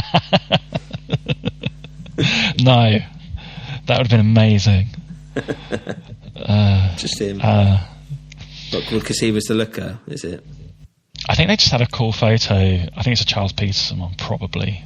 Don't quote me on that, but it's not even that good a photo. But it's got like all that energy of a gig, and he's all sweaty and he's got all his long hair and the guitar. So I suppose that's quite cool. And yeah, Kurt was like petitioned again, didn't want that on the back cover. Mm-hmm. As a compromise, it ended up as a poster in some of the. I think on the second pressing. Okay. So if you're a big Nirvana fan, you pull that out. It's just like a picture of Jason Everman, who probably at that point had joined Soundgarden. Like, what the fuck is this? So yeah, tell us a bit more about other stuff that kind of fell off of the album, other releases around it, and so on. Yeah. So obviously. I spoke about the Dale demo earlier. The only track that from that session that hasn't been released is Spank Through. But obviously they then re-recorded it and that version was released. Some leftovers from the Love Buzz session, which I suppose potentially they could have considered using here. It was Blandest. Mm-hmm. A song that apparently none of them really liked. Mm. Jack and Dino apparently encouraged them not to use it. Yeah. And I think, Kurt just felt it was a bit weak. Didn't like the drums. Didn't like his vocal that much. And I think it was considered for Incesticide and got vetoed. Right. I really like it. I don't really know why they were so down on it. It's got quite a strange vocal. It does that kind of like wailing thing in the middle of it, you know? Yeah. I don't mind it, but yeah, I'm not going to cry about it. It didn't get a proper release. Then there are a few of these like early versions that got taped over. So some of them, before they taped over the reel, they would double them down onto a cassette. So they've survived through that mean. Mm-hmm. There's an instrumental version of Sifting. Weird. So, as if the album version isn't kind of bad enough, you can seek out the instrumental. I think there's a version of Blue that they recorded on the first day that's got slightly different vocals and lyrics. The only real big proper outtake is Big Long Now. Yeah. So they felt they already had enough big, long, slow, plodding, ponderous songs. I think leaving this off was a good decision. Yeah. I agree. It's okay. It's a song, but yeah. And of course we can all enjoy it now anyway, because they got put on Incesticide. I bought myself a copy of a recent reissue of Incesticide. Okay. That's been remastered really, really well, I must say. So some 2 discs, so 45 RPM. Yeah, vinyl. And I listened to Big Long Now. It's a song that I've never really enjoyed, and I must say it's the best listening experience I've had of that song. And I did get into it, and it's very powerful. Okay. Interesting. But yeah, you got to be in the right frame of mind for that song. Yeah. The other few little bits and bobs. So apparently, Kurt claims that he did suggest to Sub Pop a slightly weirder version of the album. Mm-hmm. And again, this would have been like integrating more of his maybe avant-garde kind of tastes. Yeah. So he did propose Beans to be on the album. Jesus Christ. Beans, beans, beans. Isn't it literally like that? Yeah, so he had a few around this time, obviously like his acoustic demos, and he was trying out weird stuff like that. So apparently they said it sounded retarded. Which it does, but that's the point of it. Yeah. I disagree. And he mentioned some other demos that he would have included. So I can only imagine he's thinking about around that time he did a version of Bambi Slaughter, which again was an old Fecal Matter song. And then there was Cracker and Sad and Seed. On Outcesticide, there are 3 songs: Cracker, Sad and Seed, right, which are Polly, Misery Loves Company, and Sappy. And they're really like low-key, depressing acoustic versions of those songs. So they were floating around at this time as well, I think. Right. So it would have been weird to imagine an album including those. And if you like look around, and like Kurt was very prolific, I think, at producing his own mixtapes of all this material and sending them to his friends. Right. So you'll see compilations, and it will have basically tracks from all of the Dale demo, Love Buzz sessions, Bleach sessions, and some of these like acoustic songs in there. Right. And often topped with montage of Heck. Jesus. So I'd quite like to. I'm going to spend some time, I think, because I've really got into this album this week, preparing. Yeah. I'm going to make a few of my own little personal could have been mixes. I think it could have, been a really weird out there album. Yeah, it's interesting actually. Yeah, you should do. Let me know how you get on with that.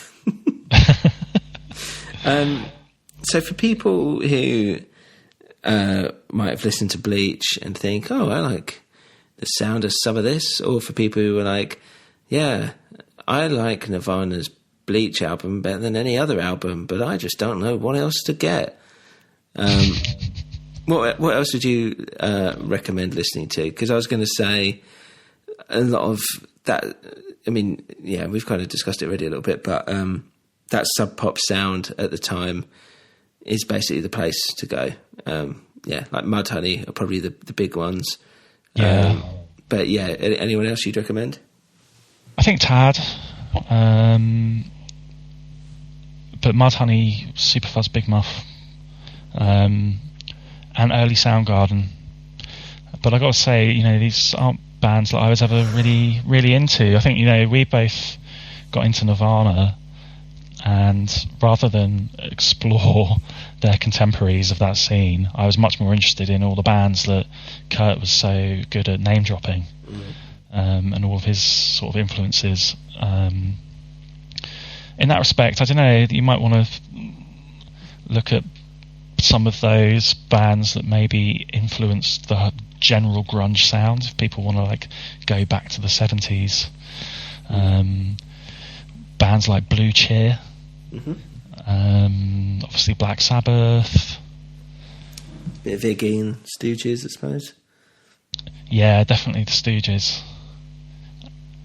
I think, that's really it. I'd be interested to know what else is on that list of the best grunge albums. Yeah. Say this was listed at number 15. Yeah, 15, I think. So whatever the 14 albums are to fit on that list, that's probably where people might want to. I'll tell you what they are now. How about that? Oh, yes, please. And this might be really boring for people, but I don't care. I'm going to accept the cookies. Tell you now. All right, I'll do this really quickly, and you tell me if you've even heard of it. Mother Love Bone, Apple. Yes. Toadies, Rubberneck.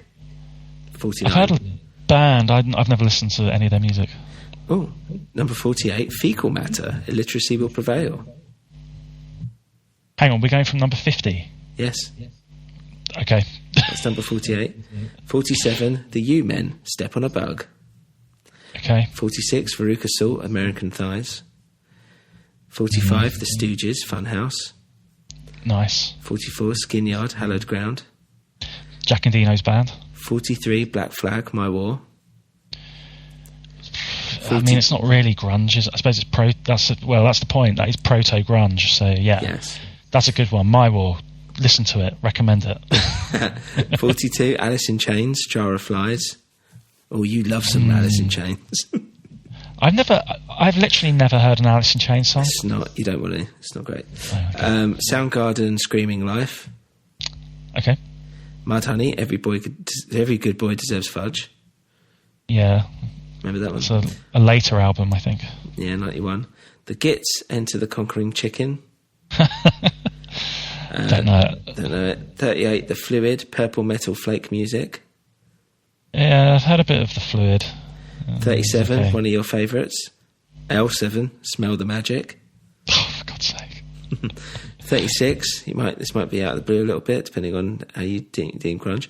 Neil Young and Neil Young and Crazy Horse, Ragged Glory. The Godfather of grunge, they used to call him, didn't they? For a while. Yeah. 35, Poor, Dragline. Don't know them. Never heard of that name. 34, 7 Year Bitch, Viva Zapata. Huh. Maybe we should go through these. It's a whole separate other thing. 33, Babes in Toyland, Fontanelle. 32, Smashing Pumpkins, Gish. Oh no, I don't like Smashing Pumpkins. I would recommend, if you like Bleach, don't listen to Smashing Pumpkins. 31, Tad, 8-Way Santa. I love that title. Yeah. 30, Wipers, Youth of America. We talked about Wipers before, actually. That is great, actually. I know that album. That is really good. It's good. 29, Green River, Come On Down. I was reading about them the other day. Yeah, they're like them and Mother Love Bone and Green River. I always kind of think they're like the touchstone of the grunge scene, really, aren't they? Because then so many bands came out of them. Yeah, exactly. 28, Soundgarden, Louder Than Love. 27, Babes in Toyland, Spanking Machine. 26, Smashing Pumpkins, Melancholy and the Infinite Sadness. Listen to that. Melvin's Bullhead. Oh, that is a great album. That's one of my favourite Melvin's albums. 24, Stone Temple Pilots, Purple. No. 23, Soundgarden, Ultra Mega OK. What? Ultra Mega OK? Yeah. Wow, I haven't heard of that. 22, various artists, Deep Six. So whatever, just a compilation, basically. But that's actually... Do you know what? I thought I should recommend that, and then I forgot about it. Because that is really... I think it's from 1986. Yeah, 1986. Again, that's Jack and Dino, Reciprocal Recordings. And that's some of the first stuff on vinyl for the Melvins. Mm-hmm. I think... maybe the U-Men. Mm-hmm, that's right. And who else is on it? One of those, maybe Green River. Yes, also correct. So you've got all these really seminal... That is like the start. That is the building block of that whole scene. Is that album getting recorded and released? Yes. So that's what it says here as well. Quiet listening. Basically, it's like everybody in Deep Six has become famous, or there's a person in the band that's moved on in the industry. Interesting. 21, Jerry Cantrell, Degradation Trip. Never heard of it. He's the guy from Alice in Chains or something? Oh, God, maybe? That's probably why. 20, Green River, Driver's a Bone. Okay. 19, Singles, the original motion picture soundtrack. Oh, yeah. Okay. 18, Mad Season, Above. Never heard of them. They're mad, then. Yeah, mad. It's always been a mad season. 17. Sounds like something an octogenarian working in a laundrette would say. Yeah. 17, Screaming Trees, Sweet Oblivion. 16, Melvin's Houdini. Yes. But I mean, better than that, Dan. 15, L7, Bricks Are Heavy. No. Better than that, 14, Alice in Chains, Facelift. Better than that, Nirvana, Bleach. Number 13. Finally. There we go. Number 12, even better than Bleach, Smashing Pumpkins, Siamese Dream. That's outrageous. It's not even a grunge album. Number 11. It's just alternative. It's just alternative radio rock. Listen, this is Rolling Stone, and they know music. They don't. 11, Stone Temple Pilots, Core. Number 10, Pearl Jam versus VS. I've always said versus. I don't actually know if it is. I assume it's versus. Number 9, Soundgarden, Super Unknown. No, this is right. This is a bullshit. This is bollocks. 8, Nirvana, In Utero. And Not guess a grunge what? We album. haven't come across Nevermind or anything yet. Oh, Number 7, Temple of the Dog. Temple of the Dog. fair enough. Number 6, Alice in Chains, Dirt. Whatever. Okay. Number 5, Mud Honey, Super Fuzz, Big Muff. Yes. Number 4, Dan. Oh, number 4. Hole, Live Through This, which I actually like as an album. Not number 4, but I quite like it. because I don't think it Kurt should be on wrote this it. list. Huh? Because it's a Kurt Cobain album. It's Yeah, not a Courtney Love essentially. album. Number 3, Dan, and this is one of my favourite covers of anything ever. Pearl Jam, 10. They're all doing a high five at the same time, basically. That's terrible. Between them. So fucking That's stupid. terrible. Even at the time, it was like, this is so fucking stupid. Such I know. like it's everything that Kurt's like against and whatever. I was going to say, like, that's just got, like, nothing, absolutely nothing to do with anything that, like, Nirvana were about or stood for. Certainly. Number 2, Soundgarden, Bad Motorfinger. Had that on CD for so long. And number 1, Dan, what's number 1? Well, I think you're going to say Nevermind, and I'm going to feel very angry. Yeah. Well, Please get angry. it's not a grunge album, and this is why we've just heard a roster of shit bands and acts, and Nirvana are just like lumped in there as like the king of it all, of a scene that they didn't build the scene, they didn't engender it, they rode the coattails of it for a little while so they could get established and move on to better things. And they always get saddled with like grunge, and grunge was it's very specific sound, specific group of bands at specific time and place. But this was very much able to down grunge for the masses. Never mind. But I know what you're saying. This is when it becomes just alternative rock. Yeah. Commercial alternative rock, which is to me, I prefer it, that sound, personally. Yeah. Well, you're right. But there we go. Rolling Stone says, shut up. Rolling Stone has declared it.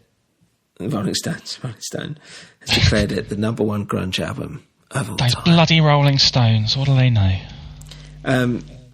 So Dan, tell us about just to sum up now, all the different ways you can get Bleach. Wow. Okay. Well, having a quick look at Discogs.com, there are currently 273 known versions of Bleach logged in the database. Wow. Probably about half of those are counterfeit pressings. Mm-hmm. So we're still probably looking at like 150 versions at least. Just going to mention a few key ones. So I think the first pressing in America is probably one of the most desirable.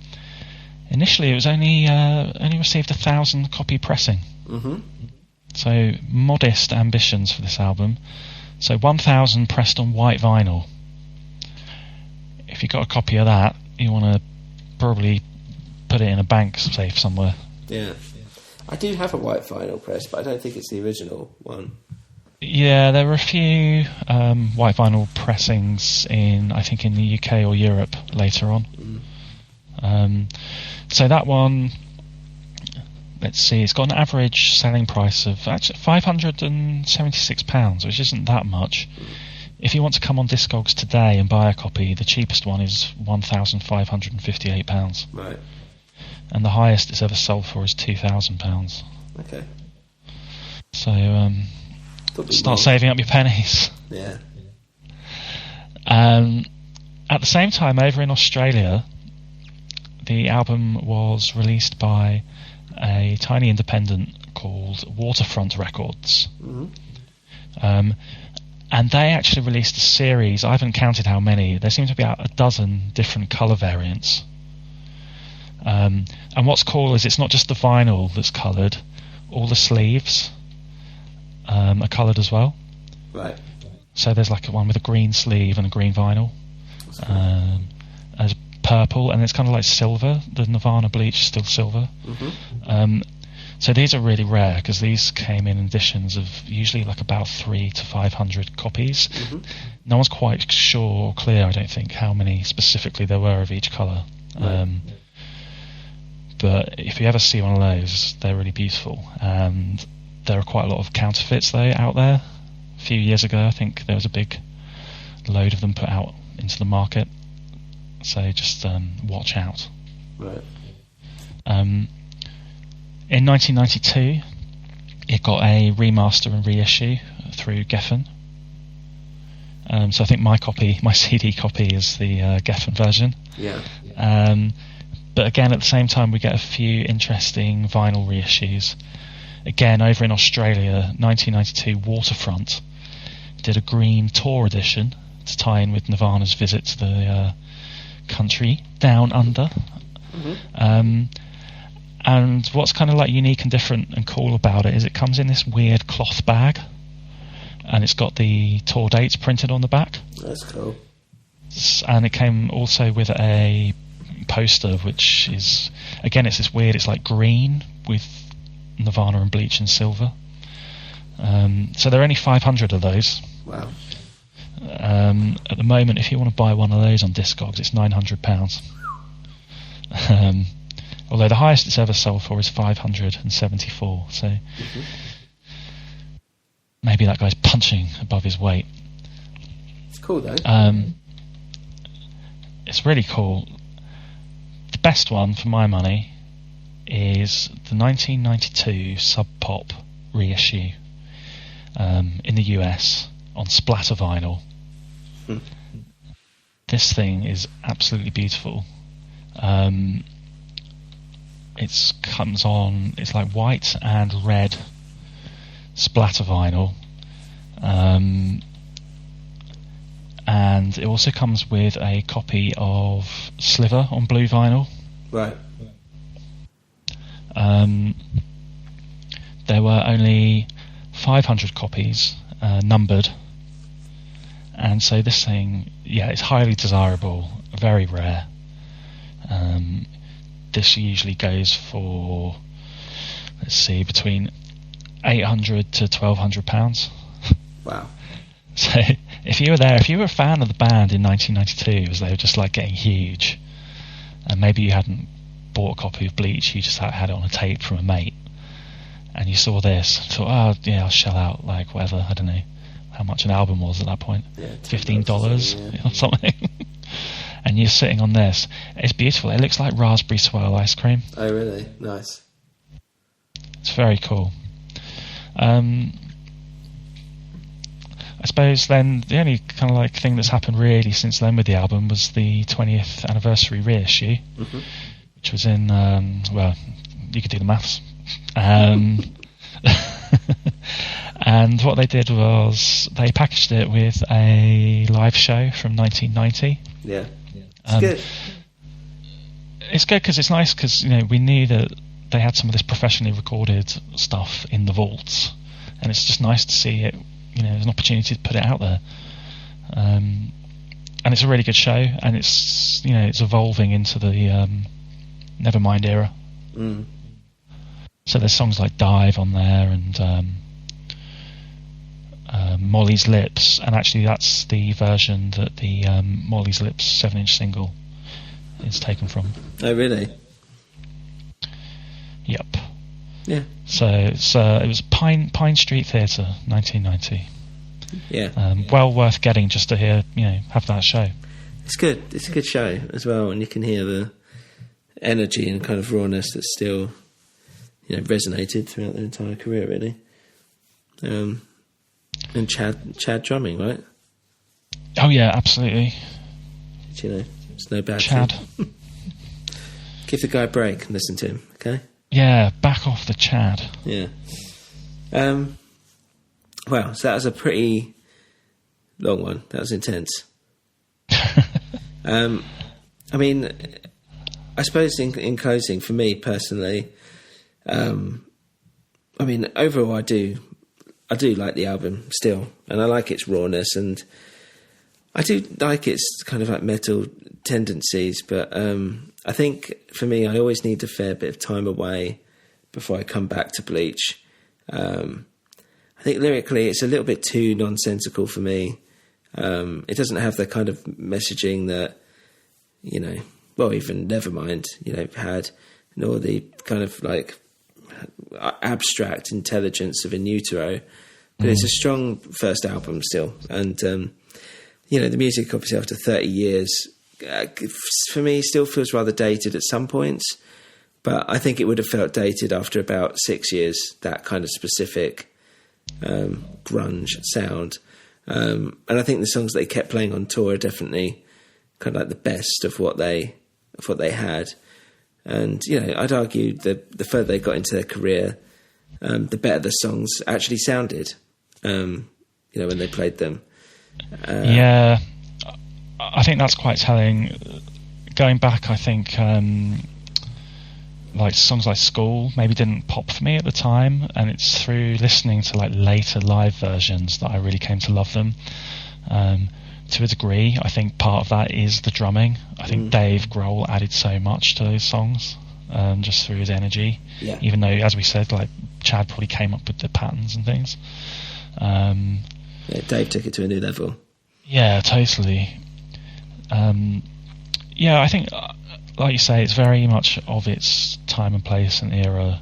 It sounds a bit dated to me. I never really liked the kind of metallic aspect of the album. But it's the launch pad, really, of everything that Kurt went on to produce later. You've got all those kind of, the themes are there. It's all mapped out, ready to go, ready to kind of like explode. I do think, it's a bit of a shame knowing what he had in his, up his sleeve. Songs that he had in his back pocket. Like I said, I feel like there's like a whole pre-Bleach era which is more weird and interesting. But it was what it was. Yeah. It did what they wanted it to do. Yeah. It's good. But I think learned a lot. I mean, I've put down here pastiche punk, which are kind of, I think it sounded cool. But I do kind of get that it's like, as I was saying before, songs like Downer, which is supposed to be as if it was supposed to be like some kind of biting political statement or something, just falls flat. Whereas, later on, he's kind of, he's trying to do something rather than just letting himself be himself as a songwriter, which we've kind of talked about already. In that way, it's very much a first album, and it's a songwriter finding his feet. I had an interesting quote here that I probably should have used earlier, but just thinking about that, like you said, that sound, the sound of the album, which I think we're both agreeing sounds a bit dated now. Jack and Dino said that the band told me exactly what they wanted. We were using some old rock records as a reference in terms of not wanting to get a big reverby sound. They wanted a dry, crunchy 70s rock sound for that record, a la Thin Lizzy or AC/DC. I happened to have a copy of AC/DC's For Those About to Rock on vinyl in the studio, and there was a turntable, and we would play that and go, okay, we've got some good guitar sounds here, which is why that record, Bleach, is a crunchy, in-your-face, dry record. Okay. That's interesting. Yeah, can't see that. So that's it, basically. Any other final thoughts, Dan? Just, if you enjoyed listening to this and you feel inspired to kind of like explore the album a bit more, definitely queue up that alternative track listing that the band originally wanted. Maybe play around with like throwing in some of the songs of the era, some of Kurt's weirder acoustic tape stuff. Because it's a rich era, and the album itself isn't quite representative of everything that was going on. Yeah, good point. So Dan, where can people find you? On Instagram under the handle Dreadful Discs. Cool. And you can contact us at newwinterpodcast@gmail.com. We're also on Instagram @newwinter and Twitter @newwinter. Remember to go to our Patreon page, patreon.com/newwinter. And I think the next episode I'm going to do is actually a original short story, standalone short story, which I know everyone is looking forward to. That's a good one. What's it going to be? It takes place... Genre. It's a horror, which, people might not be surprised about. Kind of like an action horror thing that takes place in medieval times, put it that way. And it's about a man who's having to, stand up to his sins. And that's told through the act of horror. Transcendental themes that we can all relate to. Exactly. It's good. It was good fun to actually write and make, and hopefully we'll be doing a lot more of those. So that should be the next episode, so do keep an eye out for that. But go to patreon.com/newwinter. You can show your support, and a free way of showing your support is to review the podcast. And on your podcast platform of choice, leave a little comment if you can, and tell all your friends and your neighbours and your dog. Right, thanks everyone. Remember, don't swallow Bleach, just listen to it. So don't forget, guys, there's an extra little special bit coming up where you can hear me and Dan as kids playing some songs off Bleach. So shield your ears. Go tell your mother to get out of the house, because there's going to be a rain coming. A bleachy rain. Here it is. See ya. Bye.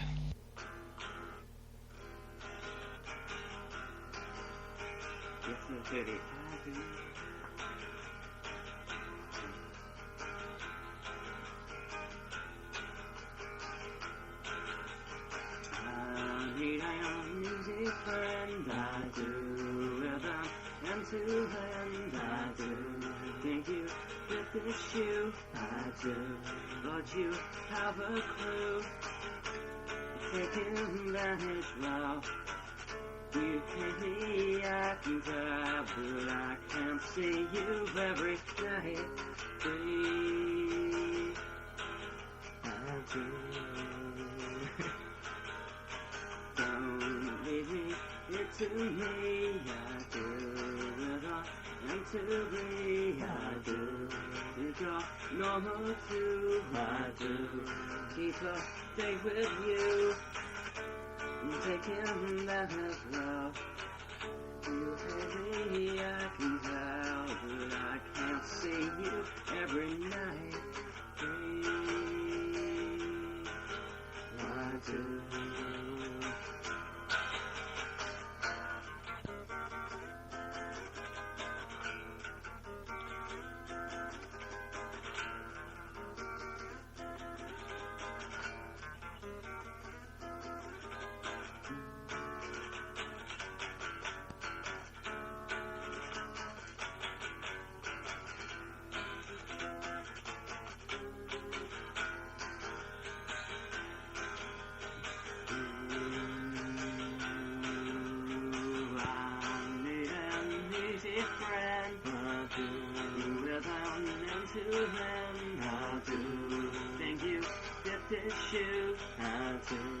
But you have a clue. Taking that route. You can't be acting out, but I can't see you every night. I can't see you every night.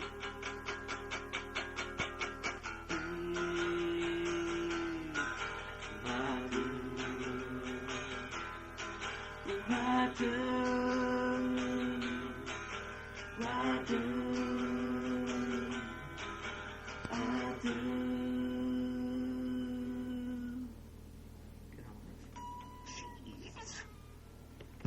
Really sure.